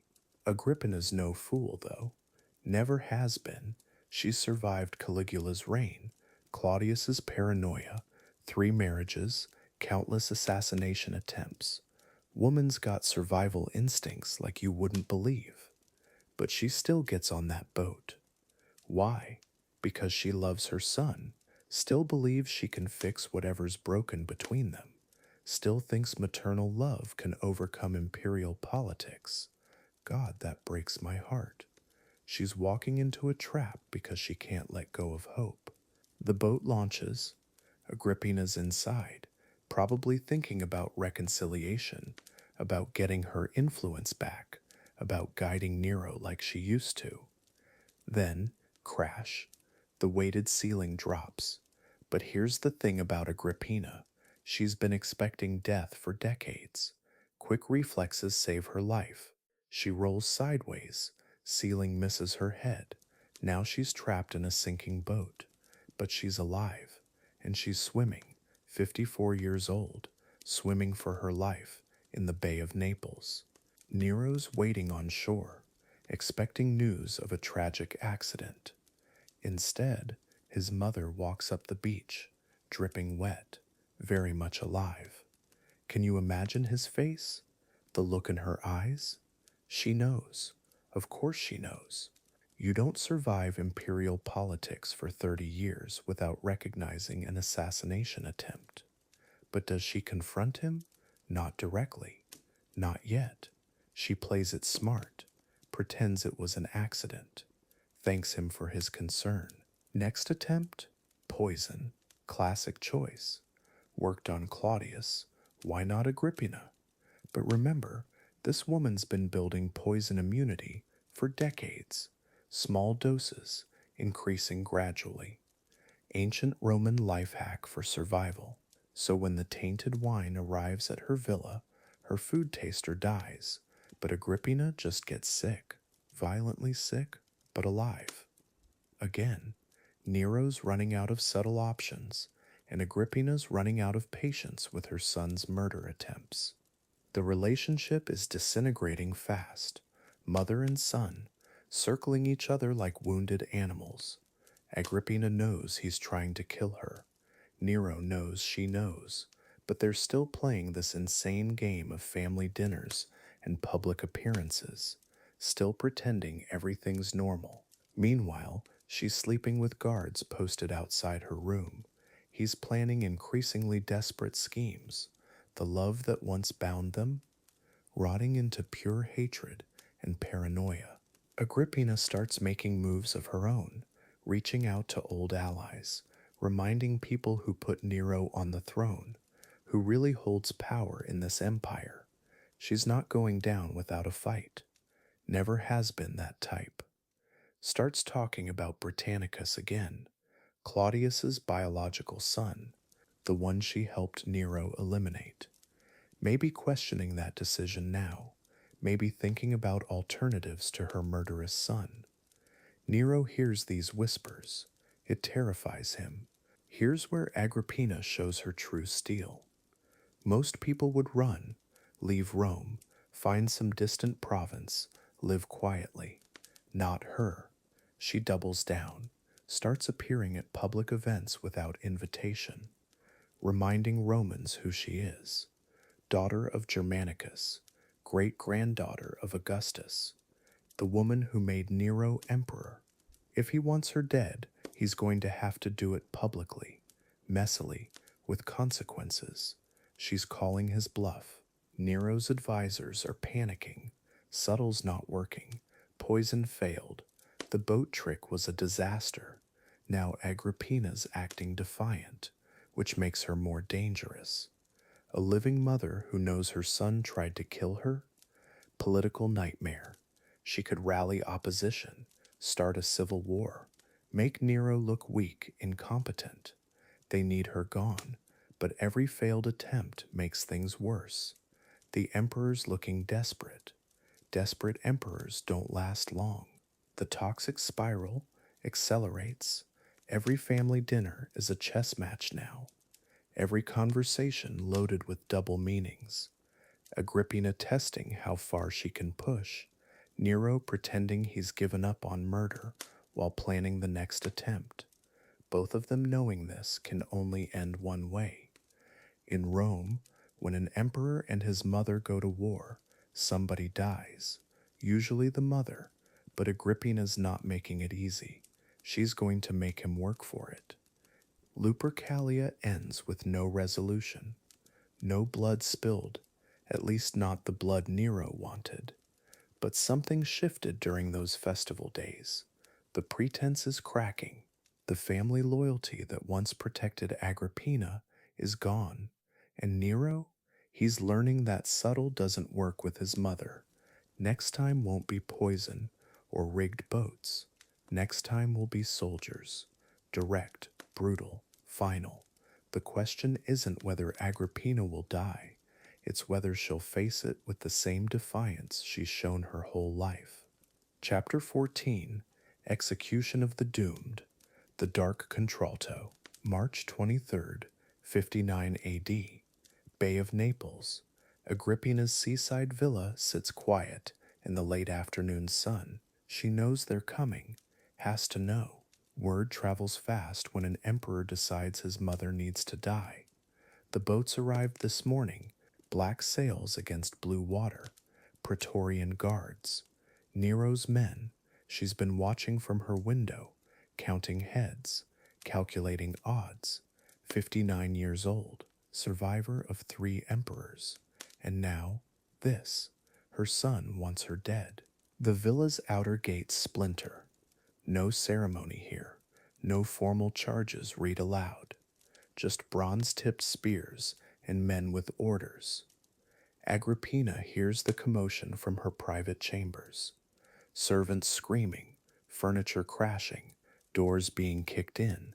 She doesn't run, doesn't hide behind tapestries or crawl under beds like some terrified senator's wife. This is Agrippina the Younger, great-granddaughter of Augustus, mother of an emperor. She stands, straightens her stola, fixes her hair. If she's going to die today, she'll die like royalty. Footsteps in the corridor, heavy boots on marble floors. Getting closer. The irony isn't lost on her. She put Nero on that throne, murdered Claudius to make it happen, poisoned mushrooms, served with her own hands. Also her boy could wear the purple. Also the Julio-Claudian line could continue through her son. And now those same hands that fed poison to an emperor are shaking, not from fear, from rage, pure maternal rage, that her own child, her own blood, would send soldiers for her. The bedroom door explodes inward. 3 men, swords drawn, faces she doesn't recognize, young, nervous. They probably drew lots to see who'd get this assignment. Nobody wants to be the soldier who killed the emperor's mother. Bad luck, bad politics, but orders are orders, and Nero's orders were crystal clear. Agrippina looks at them, really looks at them. Boys, basically, barely old enough to shave. So, she says, voice steady as bedrock, my son finally found his courage. Had to borrow it from you 3, did he? The lead soldier clears his throat, tries to sound official. Agrippina Julia, by order of Caesar Nero Claudius. She cuts him off with a laugh, sharp, bitter. Caesar Nero Claudius. Is that what he's calling himself now? I remember when he used to wet the bed, when he'd come crying to Mama because the other boys were mean to him. And now this Caesar, this mighty emperor, sends children to do his dirty work. The soldier's hand tightens on his gladius. We have our orders, Domina. I'm sure you do. She thinks of Nero as a baby, red-faced, squalling, so small in her arms. She'd whispered promises to him then, told him he'd rule the world someday, rule like his great-great-grandfather Augustus, rule like the god he was born to be. She'd meant every word, killed for every word, and he had ruled for 5 years now. But somewhere along the way, somewhere between the palace intrigue and the gladiator games and the Senate meetings, he'd forgotten who put him there, forgotten who'd made all his dreams possible. Her boy had forgotten his mother. The second soldier steps forward, younger than the first, hands shaking slightly. Please, Domina, don't make this harder than what? Harder than watching your son turn into a monster? Harder than realizing the child you raised is capable of matricide? Trust me, boy, nothing you do to me today will be harder than what I've already lived through. She moves closer to them. They instinctively step back. Even with swords drawn, they're afraid of her, afraid of the woman who made and unmade emperors. The room falls quiet, except for their breathing, heavy, nervous, hers, calm, controlled. She's not begging, not bargaining, not offering them gold or pardons or positions in the imperial court. She knows better. When a Roman emperor wants you dead, you die. Simple as that. But she can control how she dies. She can control what these boys remember when they tell the story later, when they're old men in taverns talking about the day they killed Agrippina. She wants them to remember her strength, her dignity, her absolute, unbreakable imperial will. The third soldier hasn't spoken yet, hasn't moved, just stands there, sword point down, looking sick. She focuses on him. You have children? He nods slightly. Then you understand. A mother's love, a mother's sacrifice. Everything I did, every terrible thing I did, was for him, to make him emperor, to give him the world. Tears in the young soldier's eyes now. I'm sorry, Domina. We we have to. I know. Her voice is almost gentle, almost maternal. I know you do, and I know exactly how this ends.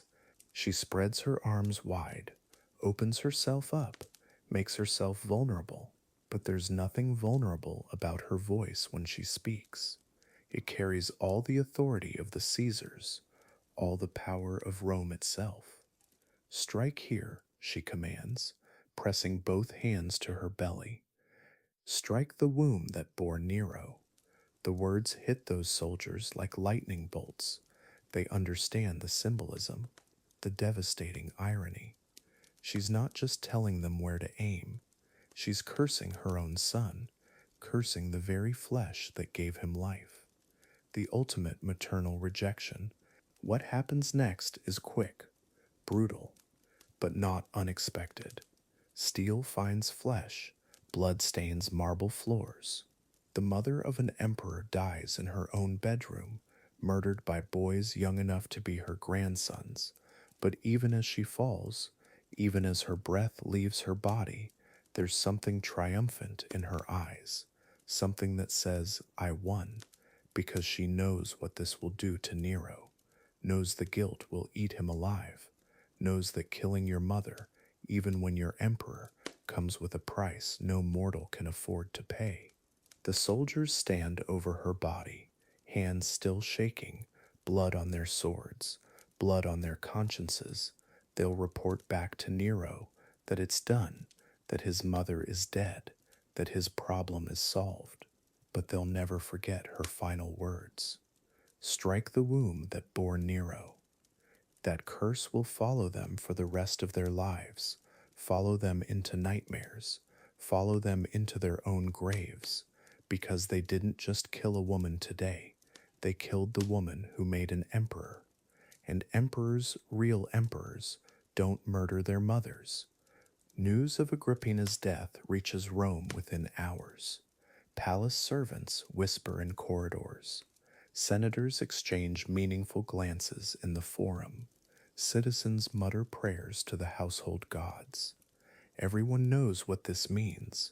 The bond between mother and son, the most sacred relationship in Roman society, has been severed by imperial order. Nero has crossed a line that even Caligula never dared cross. He's committed the unforgivable sin, matricide, and in a culture that worships ancestors and honors family above all else, this changes everything. This changes the very nature of his reign. Agrippina the Younger is dead. The woman who poisoned an emperor to put her son on the throne has been destroyed by that same son. The tragic irony is complete. Mother and child locked in a death spiral that began the moment she decided to make him Caesar.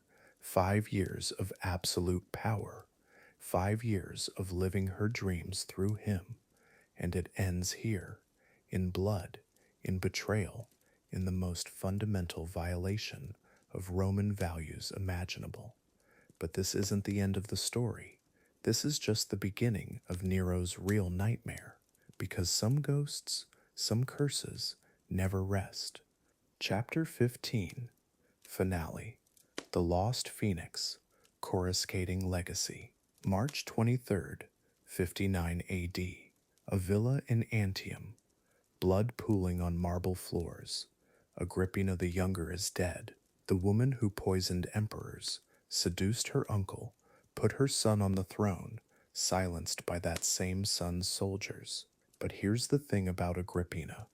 Even in death, she got the last word. Strike here, she told them, pointing to her womb. Strike the belly that bore Nero, defiant till the end. Back in Rome, Nero's trying to spin this. He claims she was plotting against him. Self-defense, really. The Senate predictably falls in line. They vote honors for the emperor who just murdered his mother. But you can see it in the way people avoid eye contact, the way conversations stop when he walks by. Something's shifted. There are lines even emperors shouldn't cross. And Nero? He just sprinted over one of the biggest. The streets whisper differently now. Shopkeepers mutter to their customers. Slaves exchange glances. Everyone knows what happened. More importantly, everyone knows what it means. If Nero can kill his own mother, if Agrippina the Younger can be butchered like any common enemy, then nobody's safe. The woman who'd survived Caligula's madness, who'd outlasted 3 emperors, who'd clawed her way to unprecedented power, gone just like that. The phoenix finally burned. Let's be real about what she accomplished, though. 5 years. That's how long Agrippina held real power in Rome, from Claudius's death in 54 to her own in 59.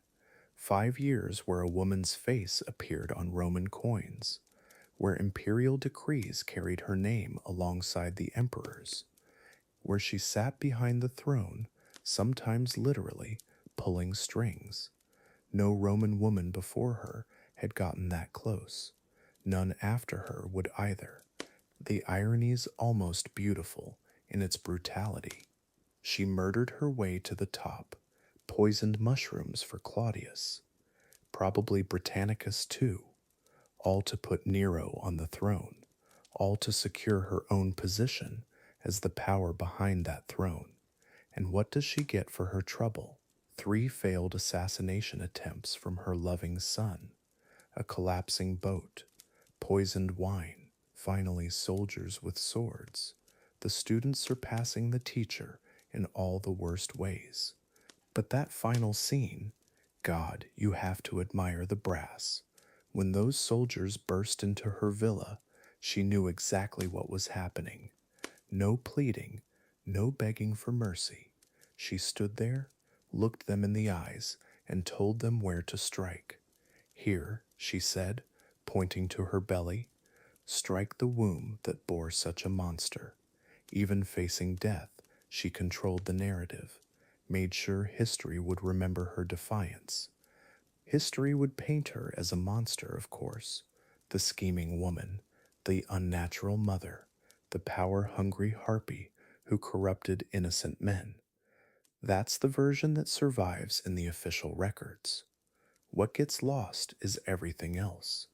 The traumatized child who watched her mother starve in exile, the young woman navigating a world where survival meant seduction or death, the mother trying to secure her son's future in the only way she knew how. See, that's the trap Roman women lived in. Stay in the shadows, wield no real power, and you're forgotten. Step into the light, try to control your own destiny, and you're a monster. Agrippina chose monster. She chose to be remembered as dangerous rather than erased entirely. In a world that gave women two options, invisible or evil, she picked evil. And honestly, can you blame her? The price, though. Jesus, the price. Look at what her ambition cost everyone. Claudius dead from mushroom poison. Britannicus probably the same. Her own relationships poisoned by paranoia and manipulation. And ultimately her son, the boy she'd loved, schemed for, killed for, turned into something that would order her execution. Power didn't just corrupt Agrippina, it consumed everything she touched, everyone she loved, including herself. Her bloodline wouldn't survive much longer either. Nero would rule for another 9 years, growing more paranoid, more violent, more unstable.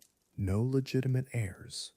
When he finally falls in 68 AD, that's it for the Julio-Claudians. The family Augustus built that produced 5 emperors. Done. Agrippina's ambition helped create the monster that would end their dynasty. The phoenix burned everything down, including the nest she'd fought so hard to protect. What does her story teach us? That power corrupts? Sure, but that's obvious.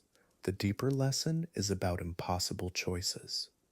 Agrippina lived in a system designed to crush women who reached for anything beyond domestic submission. She found a way to break that system, briefly. The cost was becoming something monstrous herself. But maybe that was the only way. Maybe in Rome, you couldn't get power without becoming someone capable of terrible things. Walk through Rome today, through those marble halls she once commanded, and you can almost hear the echoes. Footsteps in empty corridors, whispered conversations in shadowy alcoves, the ghosts of ambition and betrayal still haunting every corner. Agrippina's spirit lingers there, in the stones she walked, the rooms where she plotted, the spaces where she briefly held the entire empire in her hands. Power leaves marks on the places where it's wielded. That's the thing about power, isn't it? We chase it thinking it'll make us immortal. That once we have it, we'll be safe, secure, remembered. But power is the most fleeting thing of all. Agrippina had absolute influence over Rome for 5 years. 5 years out of a life that spanned 43. Everything she schemed for, killed for, sacrificed for, gone in the time it takes a sword to find its mark. So what's left? What remains of Agrippina the Younger? Not the monster history made her, not the victim modern sympathy might create, just a human being, complicated, flawed, shaped by trauma, and limited by her world's constraints. A woman who refused to be invisible, even when visibility meant becoming something terrible. She chose to burn brightly rather than fade away quietly. And for that, maybe she deserves our understanding, if not our admiration.